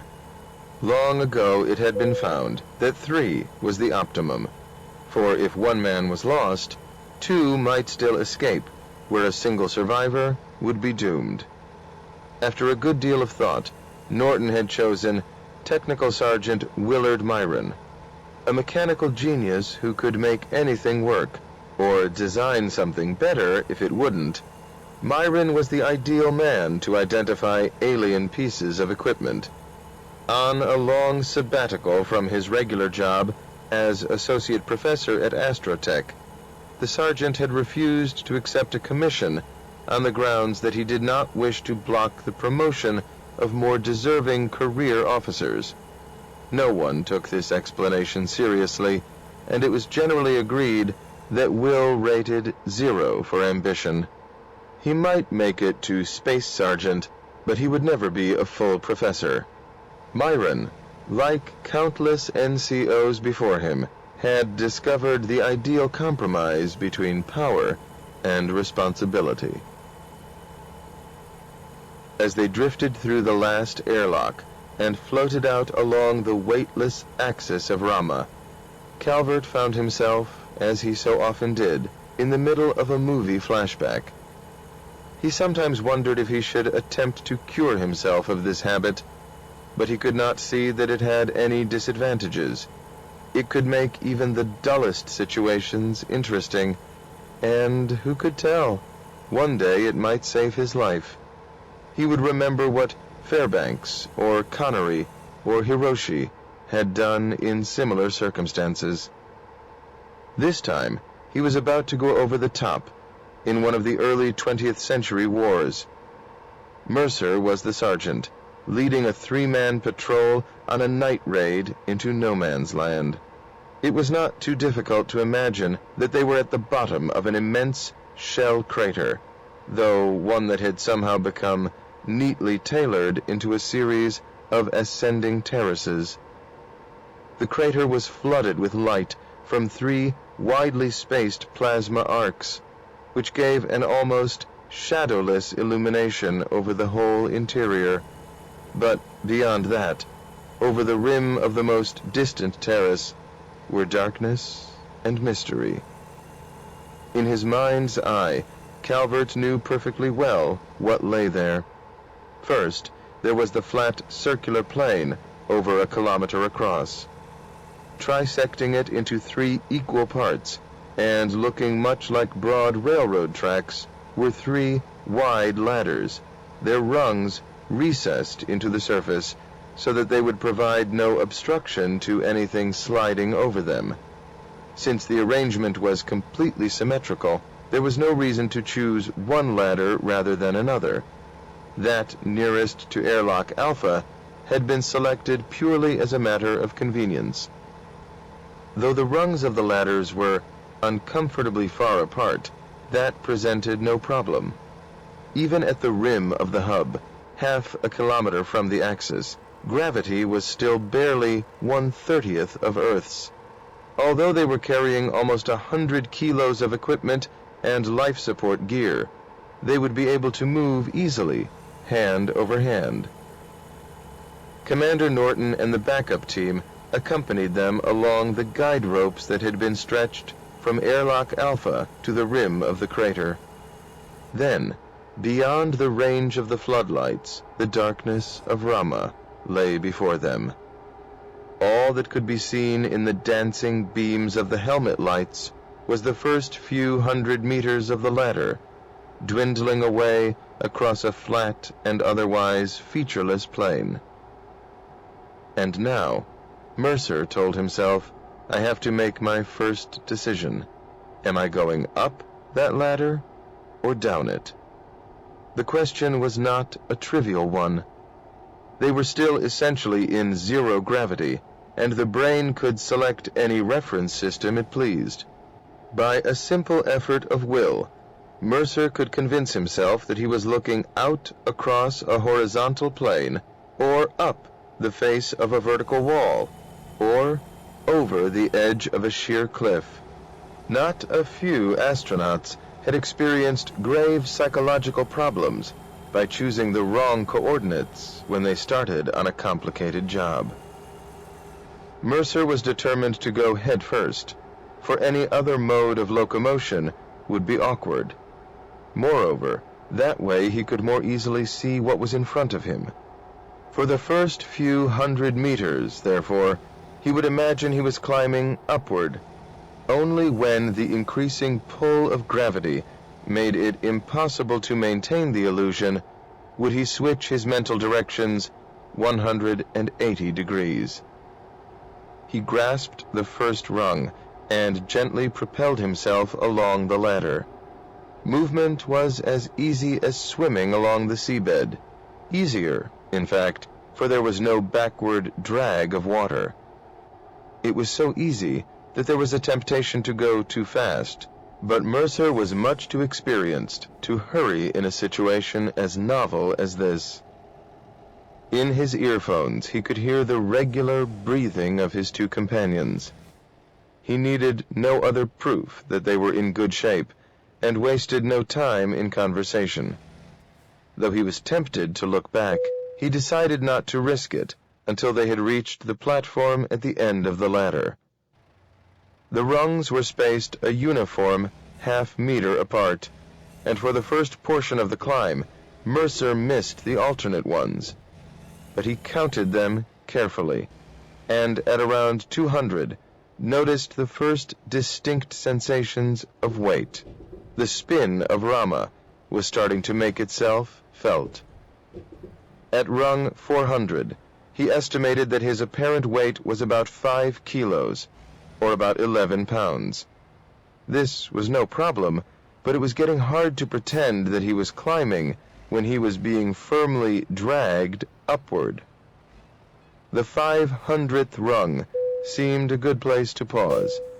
He could feel the muscles in his arms responding to the unaccustomed exercise, even though Rama was now doing all the work, and he had merely to guide himself. "Everything okay, Skipper," he reported. "We're just passing the halfway mark. Joe? Will? Any problems?" "I'm fine. What are you stopping for?" Calvert answered. "Same here," added Myron. "But watch out for the Coriolis force. It's starting to build up." So Mercer had already noticed. When he let go of the rungs, he had a distinct tendency to drift off to the right. He knew perfectly well that this was merely the effect of Rama's spin, but it seemed as if some mysterious force was gently pushing him away from the ladder. Perhaps it was time to start going feet first, now that down was beginning to have a physical meaning. He would run the risk of a momentary disorientation. "Watch out, I'm going to swing around." Holding firmly to the rung, he used his arms to twist himself around 180 degrees, and found himself momentarily blinded by the lights of his companions. Far above them, and now it really was above, he could see a fainter glow along the rim of the sheer cliff. Silhouetted against it were the figures of Norton and the backup team, watching him intently. They seemed very small and far away, and he gave them a reassuring wave. He released his grip and let Rama's still feeble pseudo-gravity take over. The drop from one rung to the next required more than 2 seconds. On Earth, in the same time, a man would have fallen 30 meters. The rate of fall was so painfully slow that he hurried things up a trifle by pushing with his hands, gliding over spans of a dozen rungs at a time, and checking himself with his feet whenever he felt he was traveling too fast.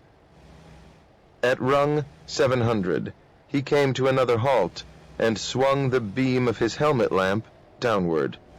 As he had calculated, the beginning of the stairway was only 50 meters below. A few minutes later, they were on the first step. It was a strange experience, after months in space, to stand upright on a solid surface, and to feel it pressing against one's feet. Their weight was still less than 10 kilograms, but that was enough to give a feeling of stability. When he closed his eyes, Mercer could believe that he once more had a real world beneath him. The ledge, or platform from which the stairway descended, was about 10 meters wide, and curved upward on each side until it disappeared into the darkness. Mercer knew that it formed a complete circle, and that if he walked along it for 5 kilometers, he would come right back to his starting point, having circumambulated Rama. At the fractional gravity that existed here, however, real walking was impossible. One could only bound along in giant strides, and therein lay danger. The stairway that swooped down into the darkness, far below the range of their lights, would be deceptively easy to descend, but it would be essential to hold on to the tall handrail that flanked it. Too bold a step might send an incautious traveler arching far out into space. He would hit the surface again, perhaps 100 meters lower down. The impact would be harmless, but its consequences might not be, for the spin of Rama would have moved the stairway off to the left, and so a falling body would hit against the smooth curve that swept in an unbroken arc to the plain almost 7 kilometers below. That, Mercer told himself, would be a hell of a toboggan ride. The terminal speed, even in this gravity, could be several hundred kilometers an hour. Perhaps it would be possible to apply enough friction to check such a headlong descent. If so, this might even be the most convenient way to reach the inner surface of Rama. But some very cautious experimenting would be necessary first. "Skipper," reported Mercer, "there were no problems getting down the ladder. If you agree, I'd like to continue toward the next platform. I want to time our rate of descent on the stairway." Norton replied without hesitation, "Go ahead." He did not need to add, "Proceed with caution." It did not take Mercer long to make a fundamental discovery. It was impossible, at least at this 1/20th of a gravity level, to walk down the stairway in the normal manner. Any attempt to do so resulted in a slow-motion, dreamlike movement that was intolerably tedious. The only practical way was to ignore the steps and to use the handrail to pull oneself downward. Calvert had come to the same conclusion. "This stairway was built to walk up, not down," he exclaimed. "You can use the steps when you're moving against gravity, but they're just a nuisance in this direction. It may not be dignified, but I think the best way down is to slide along the handrail." "That's ridiculous," protested Myron. "I can't believe the Ramans did it that way. I doubt if they ever used this stairway. It's obviously only for emergencies. They must have had some mechanical transport system to get up here. A funicular, perhaps. That would explain those long slots running down from the hub. I always assumed they were drains, but I suppose they could be both. I wonder if it ever rained here." "Probably," said Mercer. "But I think Joe is right, and to hell with dignity. Here we go." The handrail, presumably it was designed for something like hands, was a smooth, flat, metal bar supported by widely spaced pillars a meter high. Mercer straddled it, carefully gauged the braking power he could exert with his hands, and let himself slide. Sedately, slowly picking up speed, he descended into the darkness, moving in the pool of light from his helmet lamp. He had gone about 50 meters when he called the others to join him. None of them would admit it, but they all felt like boys again, sliding down the banisters. In less than 2 minutes, they had made a kilometer descent in safety and comfort. Whenever they felt they were going too fast, a tightened grip on the handrail provided all the braking that was necessary. "I hope you enjoyed yourselves," Norton called when they stepped off at the second platform. "Climbing back won't be quite so easy." "That's what I want to check," replied Mercer, who was walking experimentally back and forth, getting the feel of the increased gravity. "It's already 1/10 of a G here. You really notice the difference." He walked, or more accurately glided, to the edge of the platform and shone his helmet light down the next section of the stairway. As far as his beam could reach, it appeared identical with the one above, though careful examination of photos had shown that the height of the steps steadily decreased with the rising gravity. The stair had apparently been designed so that the effort required to climb it was more or less constant at every point in its long, curving sweep. Mercer glanced up toward the hub of Rama, now almost 2 kilometers above him. The little glow of light and the tiny figures silhouetted against it seemed horribly far away. For the first time, he was glad that he could not see the whole length of this enormous stairway. Despite his steady nerves and lack of imagination, he was not sure how he would react if he could see himself like an insect crawling up the face of a vertical saucer more than 16 kilometers high, and with the upper half hanging above him. Until this moment, he had regarded the darkness as a nuisance. Now, he almost welcomed it. "There's no change of temperature," he reported to Norton. "Still just below freezing, but the air pressure is up, as we expected, around 300 millibars.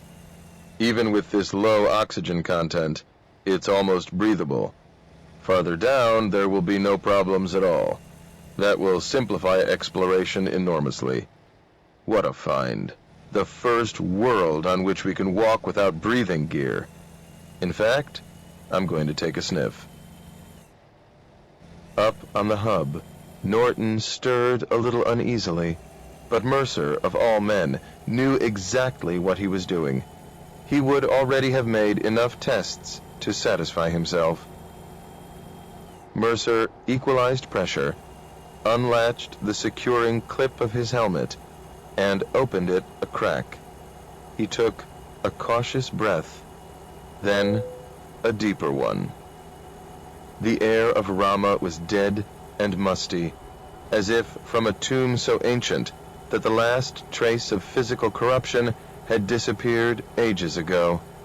Even Mercer's ultra-sensitive nose, trained through years of testing life support systems to and beyond the point of disaster, could detect no recognizable odors. There was a faint, metallic tang, and he suddenly recalled that the first men on the moon had reported a hint of burned gunpowder when they repressurized the lunar module. Mercer imagined that the moon dust-contaminated cabin of Eagle must have smelled rather like Rama. He sealed the helmet again and emptied his lungs of the alien air. He had extracted no sustenance from it. Even a mountaineer, acclimatized to the summit of Everest, would die quickly here. But a few kilometers farther down, it would be a different matter. What else was there to do here? He could think of nothing, except the enjoyment of the gentle, unaccustomed gravity. But there was no point in growing used to that, since they would be returning immediately to the weightlessness of the hub. "We're coming back, Ready to Skipper," roll. he reported. We are finished. "There's no reason to go farther, until we're ready to go Reloading. all the way." "I agree. We'll be timing you, but take it easy." As he bounded up the steps, 3 or 4 at a stride, Mercer agreed that Calvert had been perfectly correct. These stairs were built to be walked up, not down.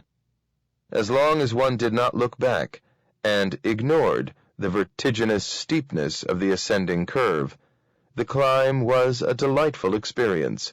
Make a U-turn. After about 200 steps, however, he began to feel some twinges in his calf muscles and decided to slow down. The others had done the same. When he ventured a quick glance over his shoulder, they were considerably farther down the slope. The climb was wholly uneventful, merely an apparently endless succession of steps. When they stood once more on the highest platform, immediately beneath the ladder, they were barely winded, and it had taken them only 10 minutes. They paused for another 10, then started on the last vertical kilometer. Jump, catch hold of a rung, jump, catch, jump, catch. It was easy, but so boringly repetitious that there was danger of becoming careless. Halfway up the ladder, they rested for 5 minutes. By this time, their arms as well as their legs had begun to ache. Once again, Mercer was glad that they could see so little of the vertical face on which they were clinging. It was not too difficult to pretend that the ladder extended only a few meters beyond their circle of light, and would soon come to an end. Jump, catch a rung, jump. Then, quite suddenly, the ladder really ended. They were back in the weightless world of the Axis, among their anxious friends. The whole trip had taken under an hour, and they felt a sense of modest achievement. But it was much too soon to feel pleased with themselves. For all their efforts, they had traversed less than an eighth of that cyclopean stairway. 11. Men, women, and monkeys. Some women, Commander Norton had decided long ago, should not be allowed aboard ship. Weightlessness Right, did things and to then their turn breasts right. that were too damn distracting.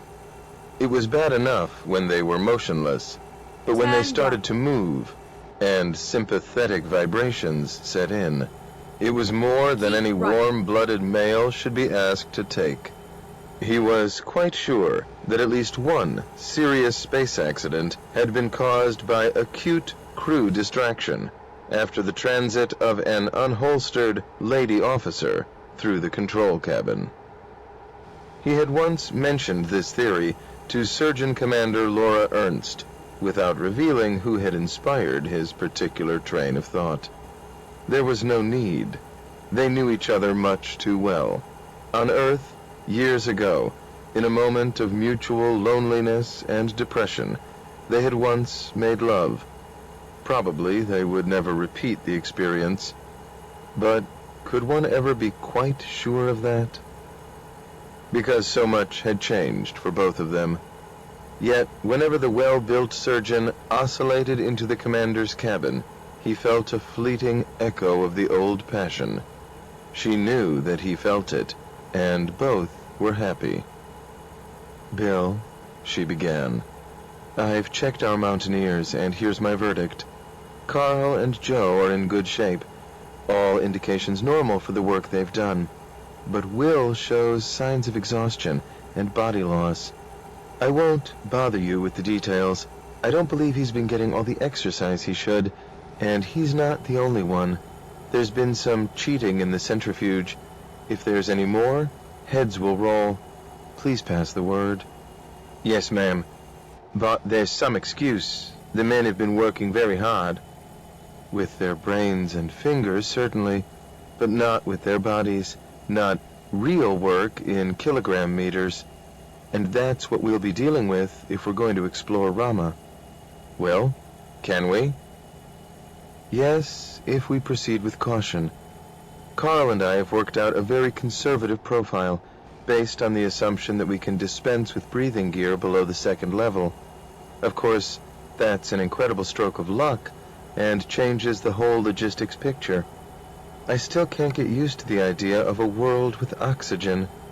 So we need to supply only food and water and thermosuits, and we're in business. Going down will be easy. It looks as if we can slide most of the way on that very convenient banister. I've got Chips working on a sled with parachute braking. Even if we can't risk it for the crew, we can use it for stores and equipment.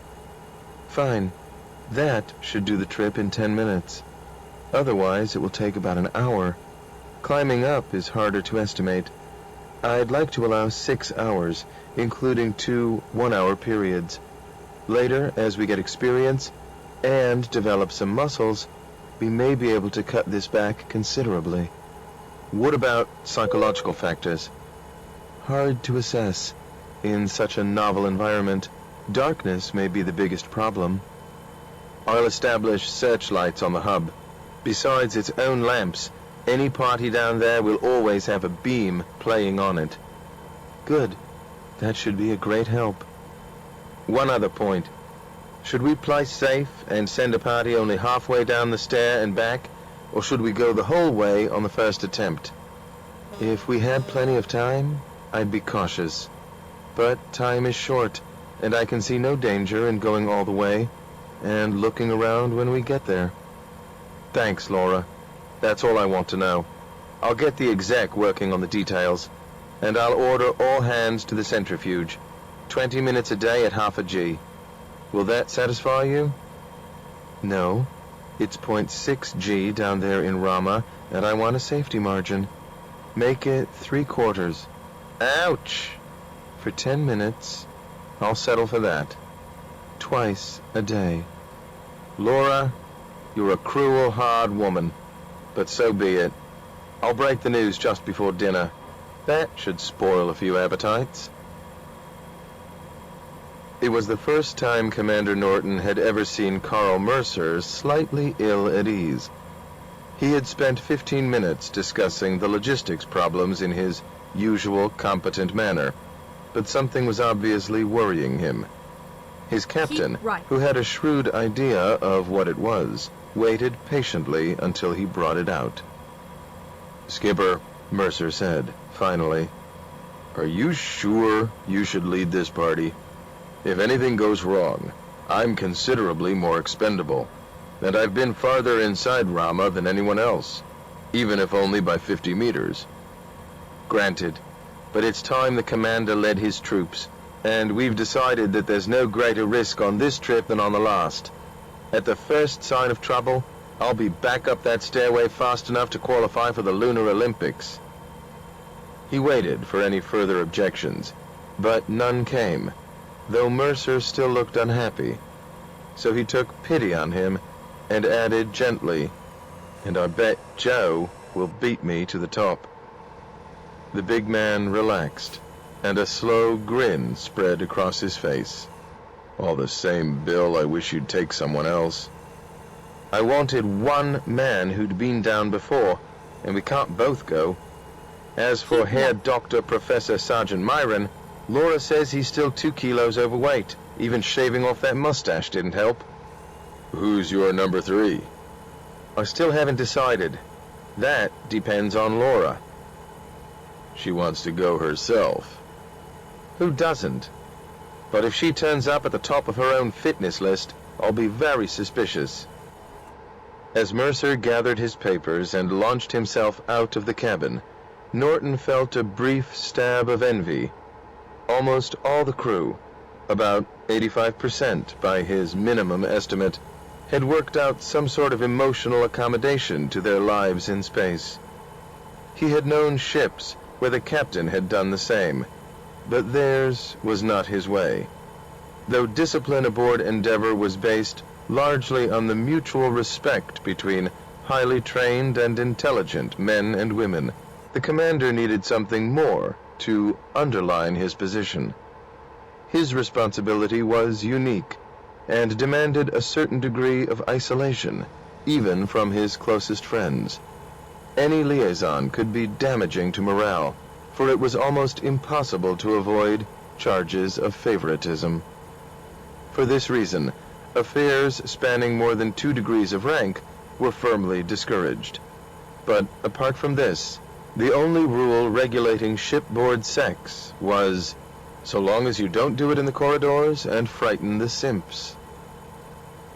There were 4 super chimps aboard Endeavour, though strictly speaking the name was inaccurate, because the ship's non-human crew did not come from chimpanzee stock. In zero gravity, a prehensile tail is an enormous advantage, and all attempts to supply these to humans had turned into embarrassing failures. After equally unsatisfactory results with the great apes, the Super Chimpanzee Corporation had turned to the monkey kingdom. Blackie, Blondie, Goldie, and Brownie had family trees whose branches included the most intelligent of the old and New World monkeys, plus synthetic genes that had never existed in nature. Their rearing and education had probably cost as much as that of the average spaceman, and they were worth it. Each weighed less than 30 kilos and consumed only half the food and oxygen of a human being. But each could replace 2.75 men for housekeeping, elementary cooking, tool carrying, and dozens of other routine jobs. That 2.75 was the corporation's claim, based on innumerable time and motion studies. The figure, though surprising and frequently challenged, appeared to be accurate, for simps were quite happy to work 15 hours a day and did not get bored by the most menial and repetitious tasks. So they freed human beings for human work, and on a spaceship, that was a matter of vital importance. Unlike the monkeys who were their nearest relatives, Endeavour's simps were docile, obedient, and uninquisitive. Being cloned, they were also sexless, which eliminated awkward behavioral problems. Carefully house-trained vegetarians, they were clean and didn't smell. They would have made perfect pets, except that nobody could possibly have afforded them. Despite these advantages, having simps on board involved certain problems. They had to have their own quarters, inevitably labeled the monkey house. Their little mess room was always spotless and was well equipped with TV, games equipment, and programmed teaching machines. To avoid accidents, they were absolutely forbidden to enter the ship's technical areas. The entrances to all these were color-coded in red, and the simps were conditioned so that it was psychologically impossible for them to pass these visual barriers. There was also a communications problem. Though they had an equivalent IQ of 60 and could understand several hundred words of English, they were unable to talk. It had proved impossible to give useful vocal cords to either apes or monkeys, and they therefore had to express themselves in sign language. The basic signs were obvious and easily learned, so that everyone on board ship could understand routine messages. But the only man who could speak fluent Simplish was their handler, Chief Steward McAndrews. It was a standing joke that Sergeant Ravi McAndrews looked rather like a simp, which was hardly an insult, for with their short, tinted pelts, and graceful movements, they were very handsome animals. They were also affectionate, and everyone on board had his favorite. Norton's was the aptly named Goldie. But the warm relationship one could so easily establish with simps created another problem, often used as a powerful argument against their employment in space. Since they could be trained only for routine, low-grade tasks, they were worse than useless in an emergency. They could then be a danger to themselves and to their human companions. In particular, teaching them to use spacesuits had proved impossible, the concepts involved being quite beyond their understanding. No one liked to talk about it, but everybody knew what had to be done if a hull was breached or the order came to abandon ship. It had happened only once. Then, the simp handler had carried out his instructions more than adequately. He was found with his charges, killed by the same poison. Thereafter, the job of youthing was transferred to the chief medical officer, who, it was felt, would have less emotional involvement. Norton was thankful that this responsibility, at least, did not fall upon the captain's shoulders. He had known men he would have killed with far fewer qualms than Goldie. 12. The Stairway of the Gods. In the clear, cold atmosphere of Rama, the beam of the searchlight was completely invisible. 3 kilometers down from the central hub, the 100-meter-wide oval of light lay across a section of that colossal stairway. A brilliant oasis in the surrounding darkness, it was sweeping slowly toward the curved plain still 5 kilometers below, and in its center moved a trio of ant-like figures, casting long shadows before them. It had been, just as they had hoped and expected, a completely uneventful descent.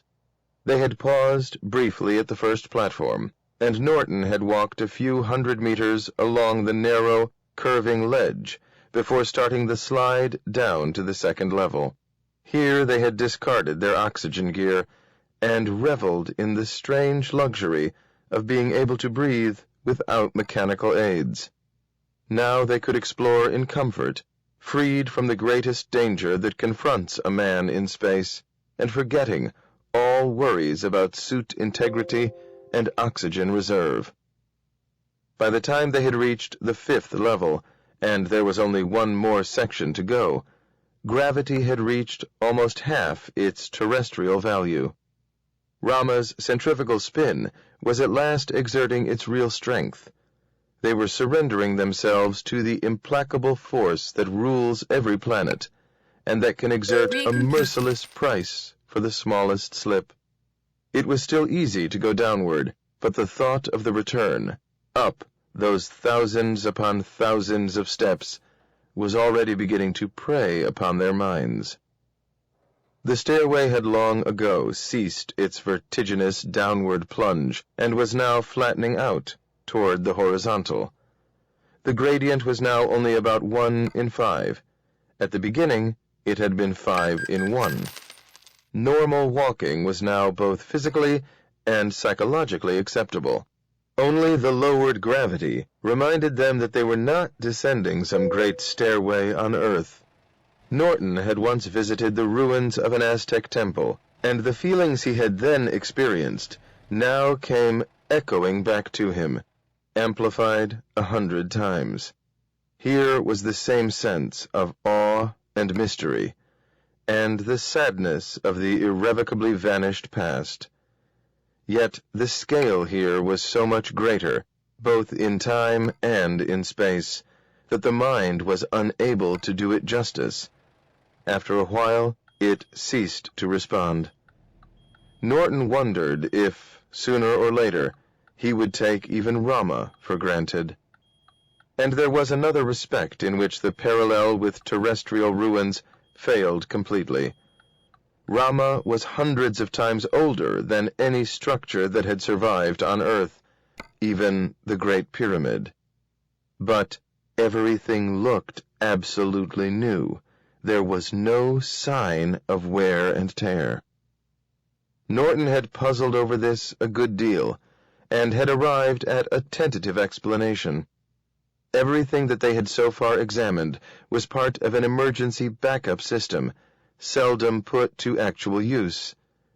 He could not imagine that the Ramans, unless they were physical fitness fanatics of the kind not uncommon on Earth, ever walked up and down this incredible stairway, or its two identical companions completing the invisible Y far above his head. Perhaps they had been required only during the actual construction of Rama, and had served no purpose since that distant day. That theory would do for the moment, yet it did not feel right. There was something wrong somewhere.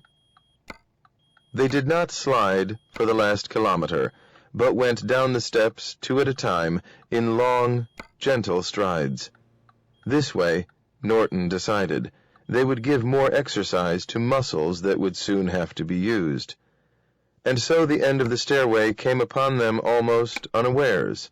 Never mind. Suddenly, I'll find there a were new no route. more steps, only a flat plain, dull gray in the now weakening beam of the hub searchlight, fading away into the darkness a few hundred meters ahead. Norton looked back along the beam, toward its source, up on the axis, more than 8 kilometers away.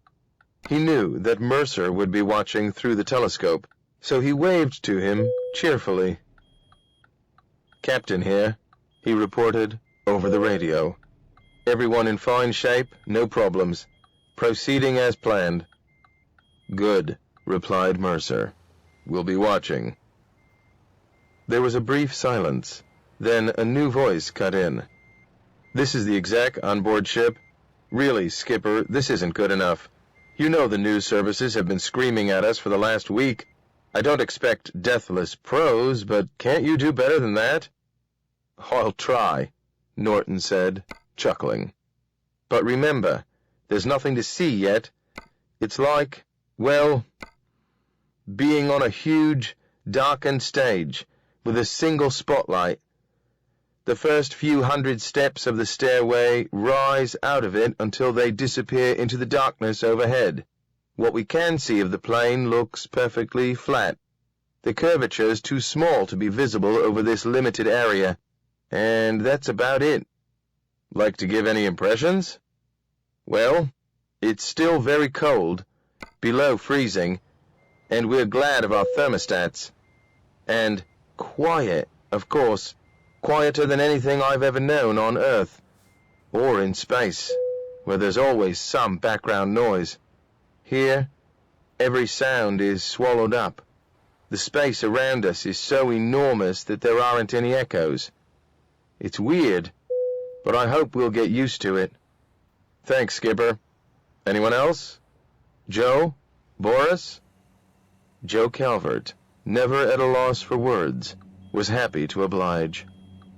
"I can't help thinking that this is the first time, ever, that we've been able to walk on another world, breathing its natural atmosphere, though I suppose natural is hardly the word you can apply to a place like this.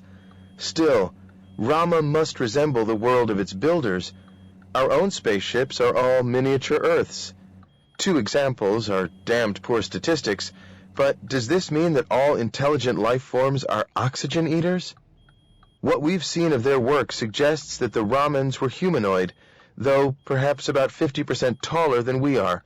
Wouldn't you agree, Boris?" Is Joe teasing Boris? Norton asked himself. I wonder how he's going to react. To all his shipmates, Lieutenant Boris Rodrigo was something of an enigma. The quiet, dignified communications officer was popular with the rest of the crew, but he never entered fully into their activities and always seemed a little apart, marching to the music of a different drummer. As indeed he was, being a devout member of the Fifth Church of Christ, cosmonaut.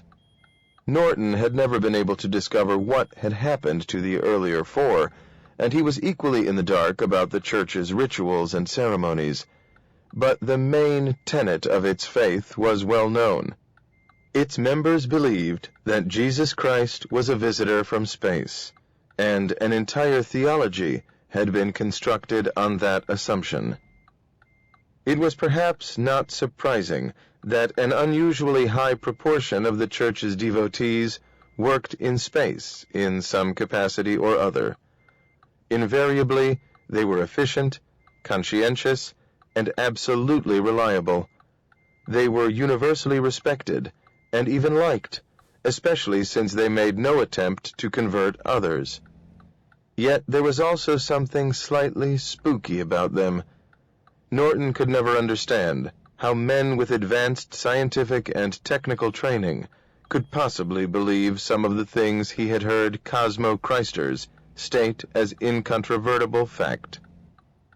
As he waited for Boris to answer Joe's possibly loaded question, the commander had a sudden insight into his own hidden motives.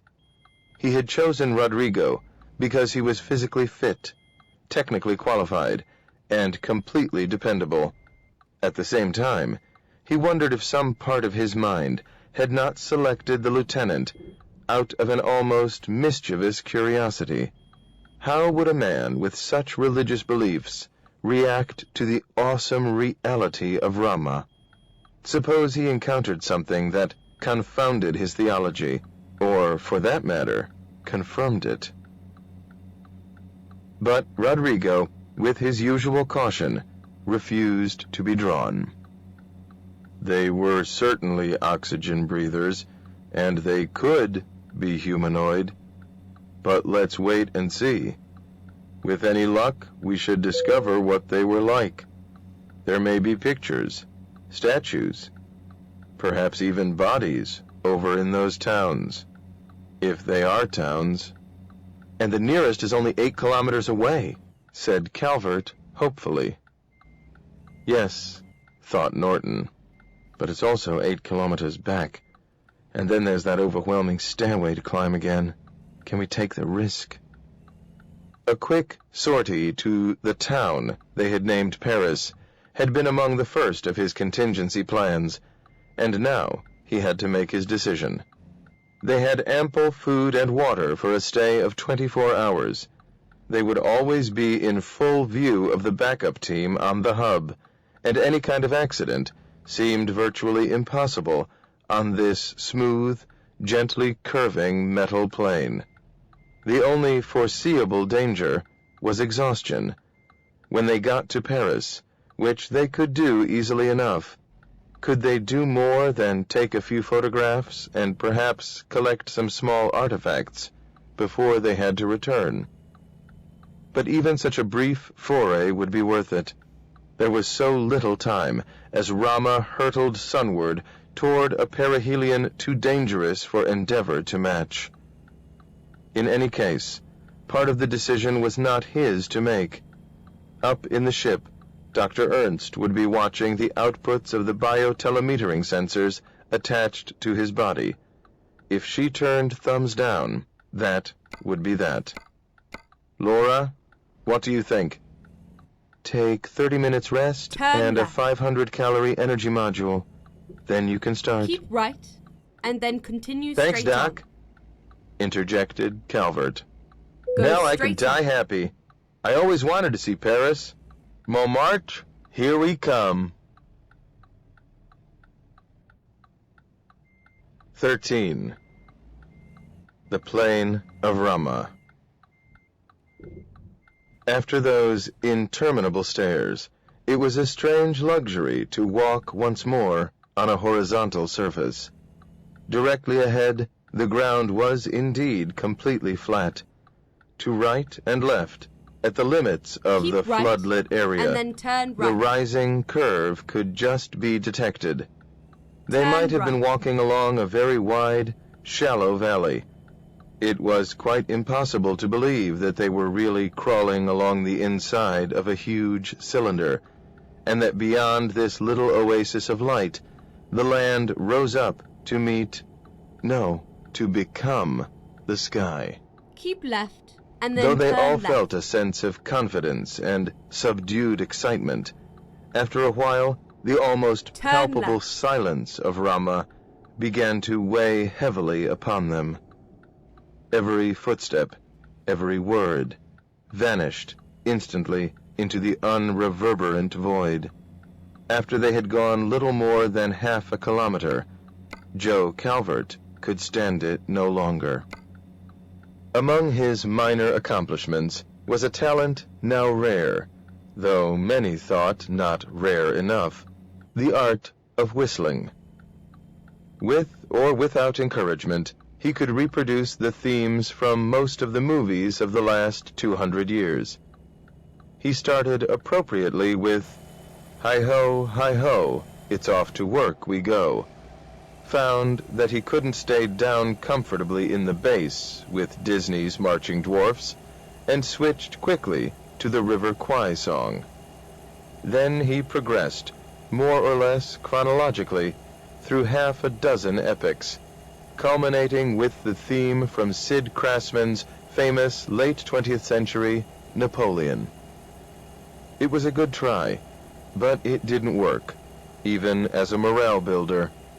Rama needed the grandeur of Bach or Beethoven or Sibelius or Tuan Sun, not the trivia of popular entertainment.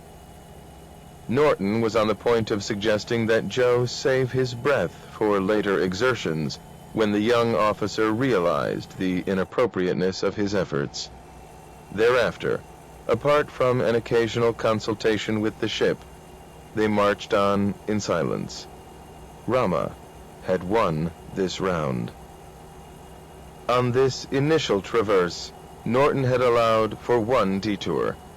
Paris lay straight ahead, halfway between the foot of the stairway and the shore of the cylindrical sea, but only a kilometer to the right of their track was a very prominent and rather mysterious feature, which had been christened the Straight Valley.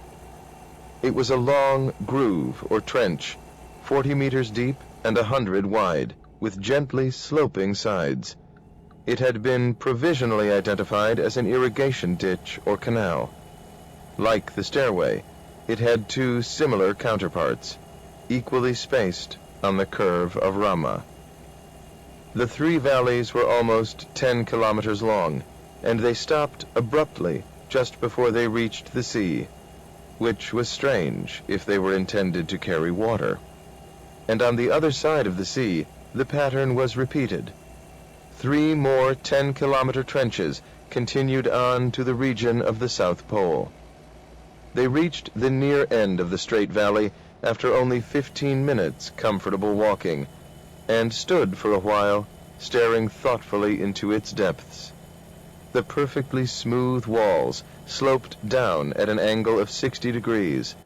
There were no steps or footholds. Filling the bottom was a sheet of flat, white material that looked much like ice. A specimen could settle a good many arguments. Norton decided to get one. With Calvert and Rodrigo acting as anchors and playing out a safety rope, he rappelled slowly down the steep incline.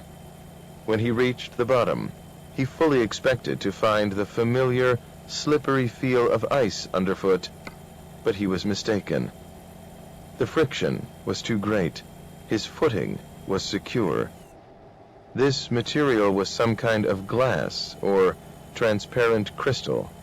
When he touched it with his fingertips, it was cold, hard, and unyielding. Turning his back to the searchlight and shielding his eyes from its glare, Norton tried to peer into the crystalline depths, as one may attempt to gaze through the ice of a frozen lake. But he could see nothing. Even when he tried the concentrated beam of his own helmet lamp, he was no more successful. This stuff was translucent, but not transparent. If it was a frozen liquid, it had a melting point much higher than water. He tapped it gently with the hammer from his geology kit. The tool rebounded with a dull, unmusical clunk. He tapped harder, with no more result, and he was about to exert his full strength when some impulse made him desist. It seemed most unlikely that he could crack this material, but what if he did? He would be like a vandal, smashing some enormous plate glass window. There would be a better opportunity later, and at least he had discovered valuable information. It now seemed most unlikely that this was a canal. It was simply a peculiar trench that stopped and started abruptly, but led nowhere. And if at any time it had carried liquid, where were the stains, the encrustations of dried-up sediment that one would expect? Everything was bright and clean, as if the builders had left only yesterday. Once again, he was face to face with the fundamental mystery of Rama, and this time it was impossible to evade it. Norton was a reasonably imaginative man, but he would never have reached his present position if he had been liable to the wilder flights of fancy. Yet now, for the first time, he had a sense, not exactly of foreboding, but of anticipation. Things were not what they seemed. There was something very odd indeed about a place that was simultaneously brand new and 1,000,000 years old. Deep in thought, he began to walk slowly along the length of the little valley, while his companions, still holding the rope that was attached to his waist, followed him along the rim. He did not expect to make any further discoveries, but he wanted to let his curious, emotional state run its course, for something else was worrying him, and it had nothing to do with the inexplicable newness of Rama. He had walked no more than a dozen meters when it hit him like a thunderbolt. He knew this place. He had been here before. Even on Earth, or on some familiar planet, that experience is disquieting, though it is not particularly rare. Most men have known it at some time or other, and usually they dismiss it as the memory of a forgotten photograph, a pure coincidence, or, if they are mystically inclined, some form of telepathy from another mind, or even a flashback from their own future.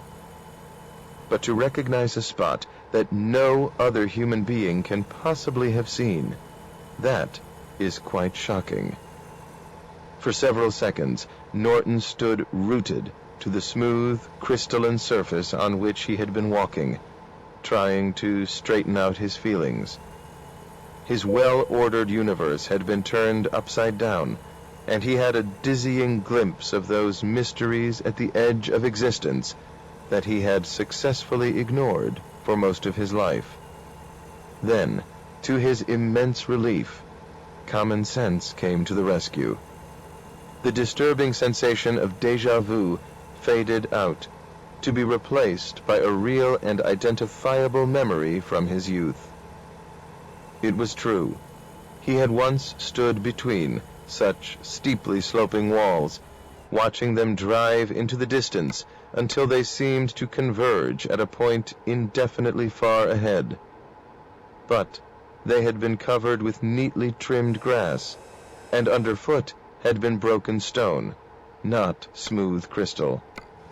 It had happened 30 years ago, during a summer vacation in England, largely because of another student. He could remember her face, but he had forgotten her name. He had taken a course in industrial archaeology, then very popular among science and engineering graduates. They had explored abandoned coal mines and cotton mills, climbed over ruined blast furnaces and steam engines, goggled unbelievingly at primitive, and still dangerous, nuclear reactors, and driven priceless turbine-powered antiques along restored motor roads. Not everything that they saw was genuine. much had been lost during the centuries, for men seldom bothered to preserve the commonplace articles of everyday life. But where it was necessary to make copies, they had been reconstructed with loving care. And so, young Bill Norton had found himself bowling along at an exhilarating 100 kilometers an hour, while he furiously shoveled precious coal into the firebox of a locomotive that looked 200 years old, but was actually younger than he was. The 30-kilometer stretch of the Great Western Railway, however, was quite genuine, though it had required a good deal of excavating to get it back into commission. With whistles screaming, they had plunged into a hillside and raced through a smoky, flame-lit darkness. An astonishingly long time later, they had burst out of the tunnel into a deep, perfectly straight cutting between steep, grassy banks. The long-forgotten vista was almost identical with the one before him now. "What is it, Skipper?" called Rodrigo. "Have you found something?" As Norton dragged himself back to present reality, some of the oppression lifted from his mind. There was mystery here, yes, but it might not be beyond human understanding. He had learned a lesson, though it was not one that he could readily impart to others. At all costs, he must not let Rama overwhelm him. That way lay failure, perhaps even madness. "No," he answered. "There's nothing down here. Haul me up. We'll head straight to Paris." 14. Storm warning. "I've called this meeting of the committee," said His Excellency the Ambassador from Mars to the United Planets, "because Dr. Pereira has something important to tell us. He insists that we get in touch with Commander Norton right away, using the priority channel we've been able to establish, after, I might say, a good deal of difficulty. Dr. Pereira's statement is rather technical, and before we come to it, I think a summary of the present position might be in order. Dr. Price has prepared one. Oh yes, some apologies for absence.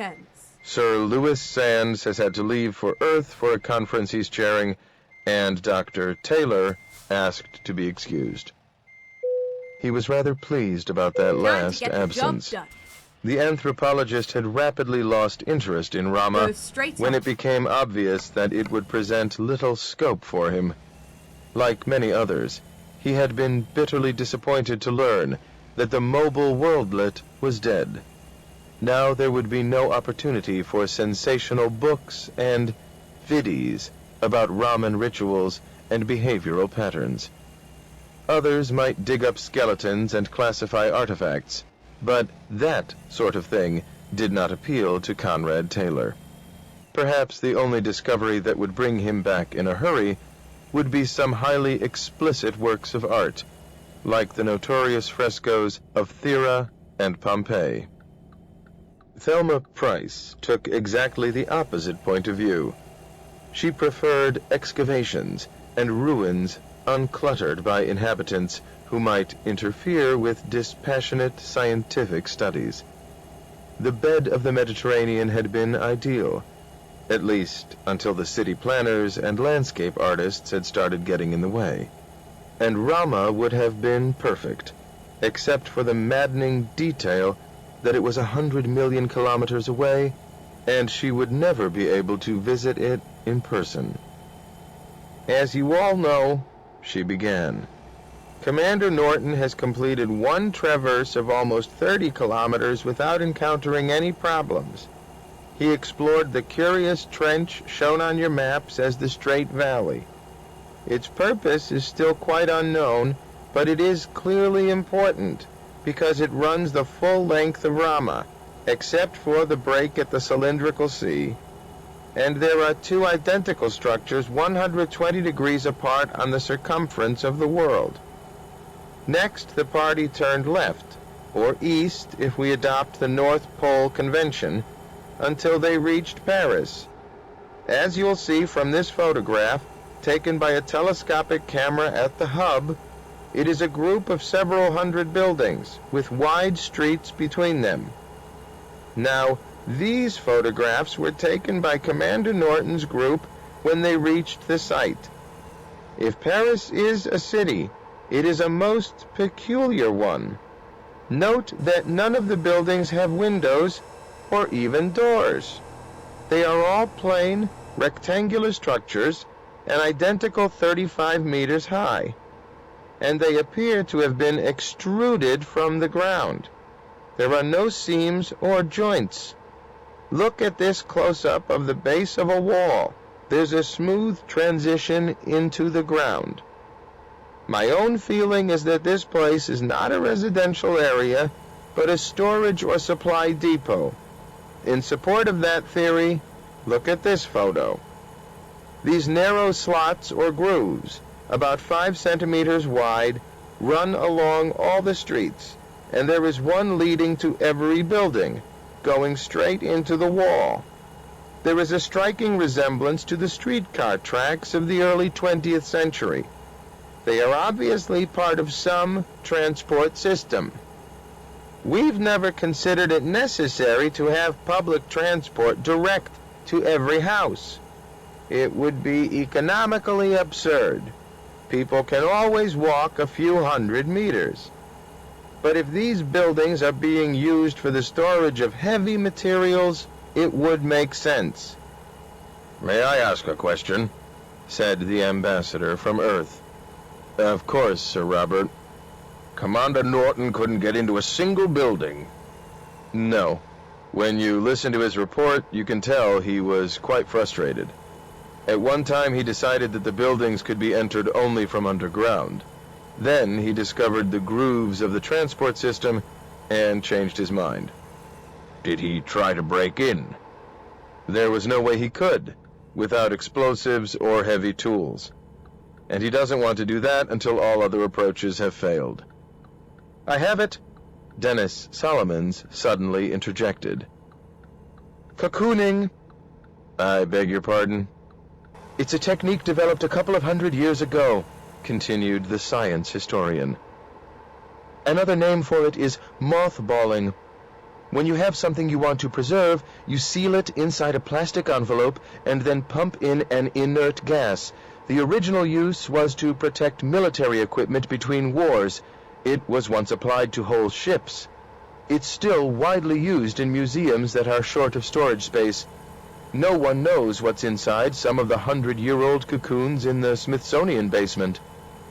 Patience was not one of Pereira's virtues. He was aching to drop his bombshell and could restrain himself no longer. Please, Mr. Ambassador, this is all very interesting, but I feel my information is rather more urgent. If there are no other points, very well, Dr. Pereira. The exobiologist, unlike Taylor, had not found Rama a disappointment. It was true that he no longer expected to find life, but sooner or later he felt quite sure some remains would be discovered of the creatures who had built this fantastic world. Exploration had barely begun, although the time available was horribly brief before Endeavour would be forced to escape from her present sun-grazing orbit. But now, if his calculations were correct, man's contact with Rama would be even shorter than he had feared. One detail had been overlooked, because it was so large that no one had noticed it before. According to our latest information, Pereira began, one party is now on its way to the Cylindrical Sea, while Commander Norton has another group setting up a supply base at the foot of Stairway Alpha. When that's established, he intends to have at least 2 exploratory missions operating at all times. In this way, he hopes to use his limited manpower at maximum efficiency. It's a good plan, but there may be no time to carry it out. In fact, I would advise an immediate alert Keep left. and a preparation for total withdrawal at 12 hours' notice. Let me explain.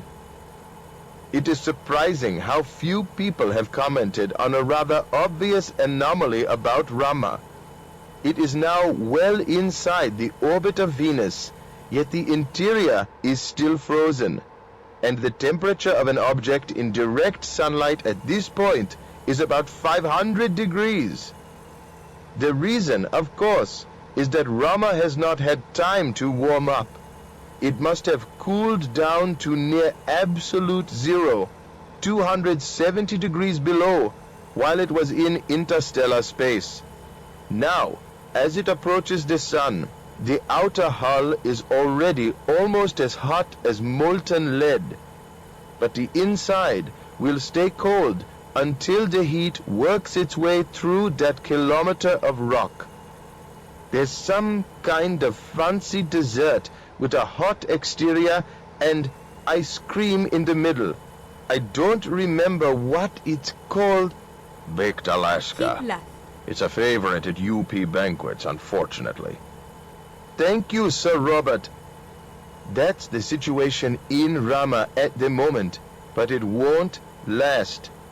All these weeks, the solar heat has been working its way through, and we can expect a sharp temperature rise to begin in a few hours. That's not the problem, however. By the time we'll have to leave anyway, it will be no more than comfortably tropical. Then, what's the difficulty? I can answer in one word, Mr. Ambassador. Hurricanes. 15. The Edge of the Sea. There were now more than 20 men and women inside Rama, 6 of them down on the plane, the rest ferrying equipment and expendables through the airlock system and down the stairway. The ship itself was almost deserted, with the minimum possible staff on duty. The joke went around that Endeavour was really being run by the 4 simps, and that Goldie had been given the rank of acting commander. For these first explorations, Norton had established a number of ground rules. The most important dated back to the earliest days of man's spacefaring. Every group, he had decided, must contain 1 person with prior experience, but not more than 1. In that way, everybody would have an opportunity to learn as quickly as possible. And so, the first party to head for the cylindrical sea, though it was led by Surgeon Commander Laura Ernst, had as its one-time veteran Boris Rodrigo, just back from Paris. The third member, Sergeant Peter Rousseau, had been with the backup teams at the hub. He was an expert on space reconnaissance instrumentation, but on this trip he would have to depend on his own eyes and a small portable telescope. From the foot of Stairway Alpha to the edge of the sea was just under 15 kilometers, or an Earth equivalent of 8 under the low gravity of Rama. Laura Ernst, who had to prove that she lived up to her own standards, set a brisk pace. They stopped for 30 minutes at the midway mark, and made the whole trip in a completely uneventful 3 hours. It was also quite monotonous, walking forward in the beam of the searchlight through the anechoic darkness of Rama. As the pool of light advanced with them, it slowly elongated into a long, narrow ellipse. This foreshortening of the beam was the only visible sign of progress. If the observers up on the hub had not given them continual distance checks, they could not have guessed whether they had traveled 1 kilometer or 5 or 10. They just plodded onward through the million-year-old night, over an apparently seamless metal surface. But at last, far ahead, at the limits of the now weakening beam, there was something new. On a normal world, it would have been a horizon. As they approached, they could see that the plane on which they were walking came to an abrupt stop. They were nearing the edge of the sea. "Only 100 meters," said hub control. "Better slow down." That was hardly necessary, yet they had already done so. From the level of the plane to that of the sea, if it was a sea and not another sheet of that mysterious crystalline material, was a sheer straight drop of 50 meters.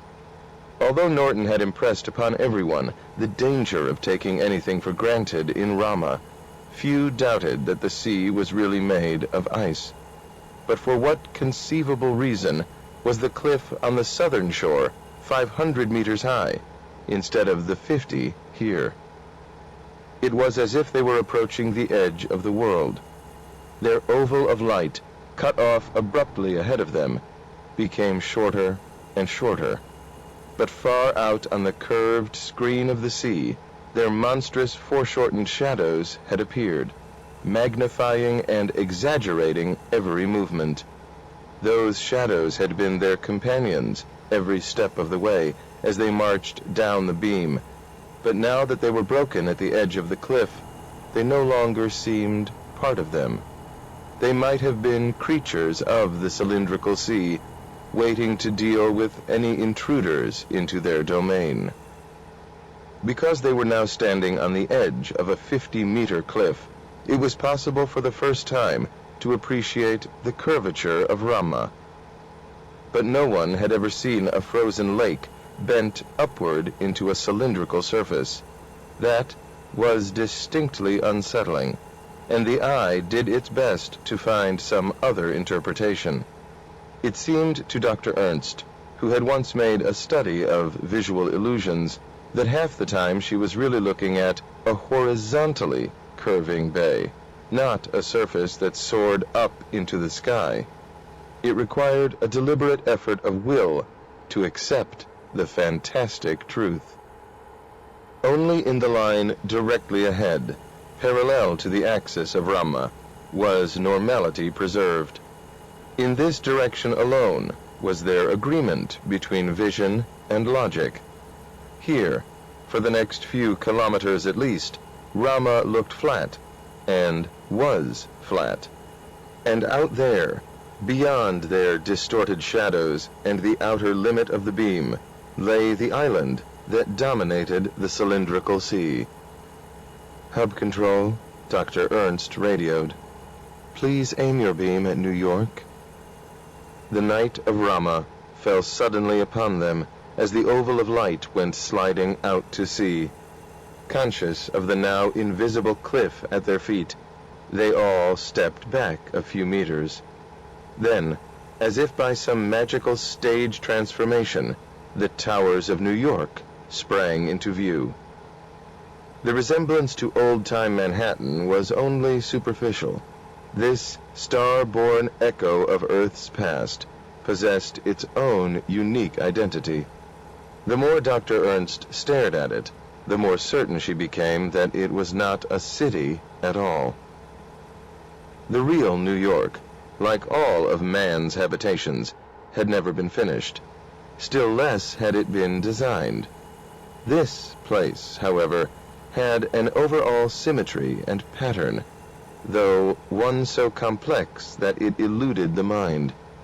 It had been conceived and planned by some controlling intelligence, and then it had been completed like a machine devised for some specific purpose. After that, there was no possibility of growth or change. The beam of the searchlight slowly tracked along those distant towers and domes and interlocked spheres and crisscrossed tubes. Sometimes there was a brilliant reflection as some flat surface shot the light back toward them. The first time this happened, they were all taken by surprise. It was exactly as if, over there on that strange island, someone was signaling to them. But there was nothing that they could see here that was not already shown in greater detail on photographs taken from the hub. After a few minutes, they called for the light to return to them and began to walk eastward along the edge of the cliff. It had been plausibly theorized that somewhere there must surely be a flight of steps or a ramp leading down to the sea. And one crewman, who was a keen sailor, had raised an interesting conjecture. Where there's a sea, Sergeant Ruby Barnes had predicted, there must be docks and harbors and ships. You can learn everything about a culture by studying the way it builds boats. Her colleagues thought this a rather restricted point of view, but at least it was a stimulating one. Dr. Ernst had almost given up the search and was preparing to make a descent by rope when Rodrigo spotted the narrow stairway. It could easily have been overlooked in the shadowed darkness below the edge of the cliff, for there was no guardrail or other indication of its presence, and it seemed to lead nowhere. It ran down the 50-meter vertical wall at a steep angle and disappeared below the surface of the sea. They scanned the flight of steps with their helmet lights, could see no conceivable hazard, and Dr. Ernst got Commander Norton's permission to descend. A minute later, she was cautiously testing the surface of the sea. Her foot slithered almost frictionlessly back and forth. The material felt exactly like ice. Exit It left. was ice. When she struck it with her hammer, a familiar pattern of cracks radiated from the impact point, and she had no difficulty in collecting as many pieces as she wished. Some had already melted when she held up the sample holder to the light. The liquid appeared to be slightly turbid water, and she took a cautious sniff. "Is that safe?" Rodrigo called down, with a trace of anxiety. "Believe me, Boris," she answered, "if there are any pathogens around here that have slipped through my detectors, our insurance policies lapsed a week ago." But Rodrigo had a point. Despite all the tests that had been carried out, there was a slight risk that this substance might be poisonous, or might carry some unknown disease. In normal circumstances, Dr. Ernst would not have taken even this minuscule chance. Now, however, time was short, and the stakes were enormous. If it became necessary to quarantine Endeavour, that would be a small price to pay for her cargo of knowledge. "It's water, but I wouldn't care to drink it. It smells like an algae culture that's gone bad. I can hardly wait to get it to the lab." "Is the ice safe to walk on?" "Yes, solid as a rock." "Then we can get to New York." "Can we, Peter? Have you ever tried to walk across 4 kilometers of ice?" "Oh, I see what you mean. Just imagine what stores would say if we asked for a set of skates. Not that many of us would know how to use them, even if we had any aboard." "And there's another problem," put in Rodrigo. "Do you realize that the temperature is already above freezing? Before long, that ice is going to melt. How many spacemen can swim 4 kilometers? Certainly not this one." Dr. Ernst rejoined them at the edge of the cliff and held up the small sample bottle in triumph. "It's a long walk for a few cc's of dirty water, but it may teach us more about Rama than anything we've found so far. Let's head for home." They turned toward the distant lights of the hub, moving with the gentle, loping strides that had proved the most comfortable means of walking under this reduced gravity. Often they looked back, drawn by the hidden enigma of the island out there in the center of the frozen sea. And just once, Dr. Ernst thought she felt the faint suspicion of a breeze against her cheek. It did not come again, and she quickly forgot about it. Keep right, and then exit right. 16. Kealakekua. Exit "As you right. know perfectly well, Dr. Pereira," said Ambassador Bowes in a tone of patient resignation, Few of us Get ready share your to turn knowledge of right. mathematical meteorology, so please take pity on our ignorance. Turn right. With pleasure, answered the exobiologist, quite unabashed. I can explain it best by telling you what is going to happen inside Rama very soon. The temperature is now about to rise Go as the straight solar up. heat pulse reaches the interior. According to the latest information I've received, it is already above freezing point. The cylindrical sea will soon start to thaw, and unlike bodies of water on Earth, it will melt from the bottom upward. That may produce Go some straight up. odd effects, but I'm much more concerned with the atmosphere. As it is heated, the air inside Keep Rama right, will and then expand turn right. and will attempt to rise toward the central axis. And this is the problem. Turn right. At ground level, although it is apparently stationary, it is actually sharing the spin of Rama, over 800 kilometers an hour. As it rises toward the axis, it will try to retain that speed, and it won't be able to do so, of course. Keep The result right. will be violent winds and turbulence. I estimate velocities of between 2 and 300 kilometers an hour. Incidentally, very much the same thing occurs on Earth.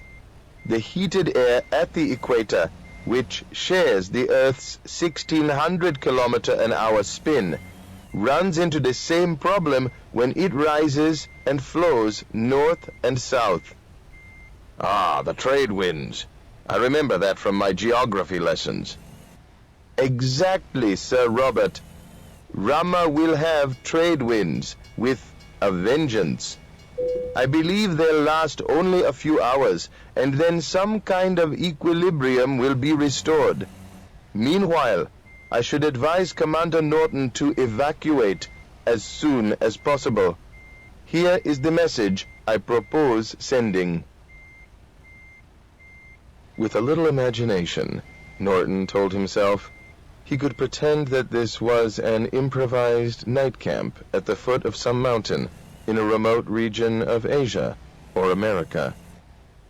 The clutter of sleeping pads, collapsible chairs and tables, portable nice power ride. plant, lighting equipment, electrosand toilets, and miscellaneous scientific apparatus would not have looked out of place on Earth, especially because there were men and women working here without life support systems. Establishing Camp Alpha had been hard work, for everything had had to be manhandled through the chain of airlocks, sledded down the slope from the hub, and then retrieved and unpacked. Sometimes, when the braking parachutes failed, a consignment had ended up a good kilometer away, out on the plain. Despite this, several crew members had asked permission to make the ride. Norton had firmly forbidden it. In an emergency, however, he might be prepared to reconsider the ban. Almost all this equipment would stay here, for the labor of carrying it back was unthinkable, in fact, impossible. There were times when Norton felt an irrational shame to be leaving so much human litter in this strangely immaculate place. When they finally departed, he was prepared to sacrifice some of their precious time to leave everything in good order. Improbable though it was, perhaps millions of years hence, when Rama shot through some other star system, it might have visitors again. He would like to give them a good impression of Earth. Meanwhile, he had a rather more immediate problem. During the last 24 hours, he had received almost identical messages from Mars and Earth. It seemed an odd coincidence. Perhaps they had been commiserating with each other, as wives who lived safely on different planets were liable to do under sufficient provocation. Rather pointedly, they had reminded him that, even though he was now a great hero, he still had family responsibilities. The commander picked up a collapsible chair and walked out of the pool of light into the darkness surrounding the camp. It was the only way he could get any privacy, and he could also think better, away from the turmoil. Deliberately turning his back on the organized confusion behind him, he began to speak into the recorder slung around his neck. Original for personal file, dupes to Mars and Earth. Hello, darling. Yes, I know I've been a lousy correspondent, but I haven't been aboard ship for a week. Apart from a skeleton crew, we're all camping inside Rama, at the foot of the stairway we've christened Alpha. I have 3 parties out now, scouting the plane, but we've made disappointingly slow progress, because everything has to be done on foot. If only we had some means of transportation. I'd be very happy to settle for a few electric bicycles. They'd be perfect for the job. You've met my medical officer, Surgeon Commander Ernst. He paused uncertainly. Laura had met one of his wives, but which? Better cut that out. Erasing the sentence, he began again. My M.O., Surgeon Commander Ernst, led the first group to reach the cylindrical sea, 15 kilometers from here. She found that it was frozen water, as we'd expected, but you wouldn't want to drink it. Dr. Ernst says it's a dilute organic soup, containing traces of almost any carbon compound you care to name, as well as phosphates and nitrates and dozens of metallic salts. There's not the slightest sign of life, not even any dead microorganisms. So we still know nothing about the biochemistry of the Ramans, though it was probably not wildly different from ours. Something brushed lightly against his hair. He had been too busy to get it cut, and would have to do something about that before he next put on a space helmet. You've seen the viddies of Paris and the other towns we've explored on this side of the sea. London, Rome, Moscow. It's impossible to believe that they were ever built for anything to live in. Paris looks like a giant storage depot.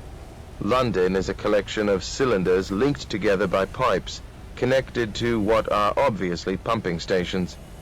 Everything is sealed up, and there's no way to find out what's inside without explosives or lasers. Turn right. We won't try these until there are no alternatives.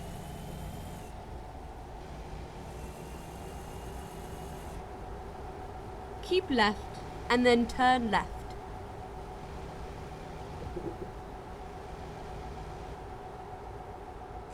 Turn left.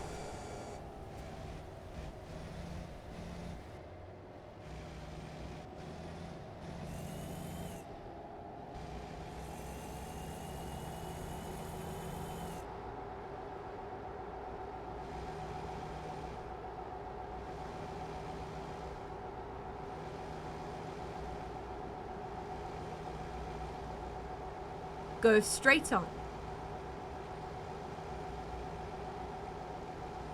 Keep left, and then turn left.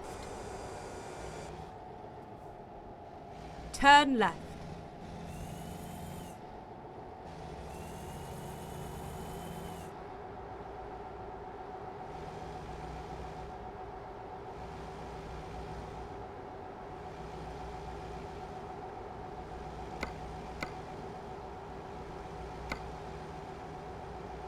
Go straight on.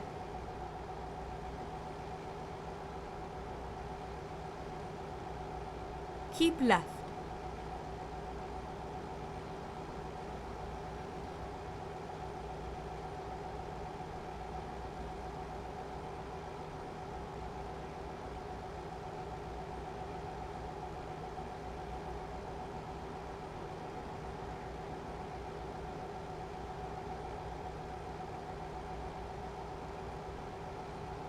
Go straight on.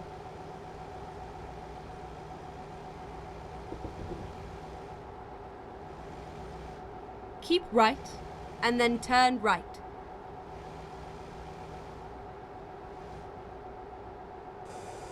Turn right.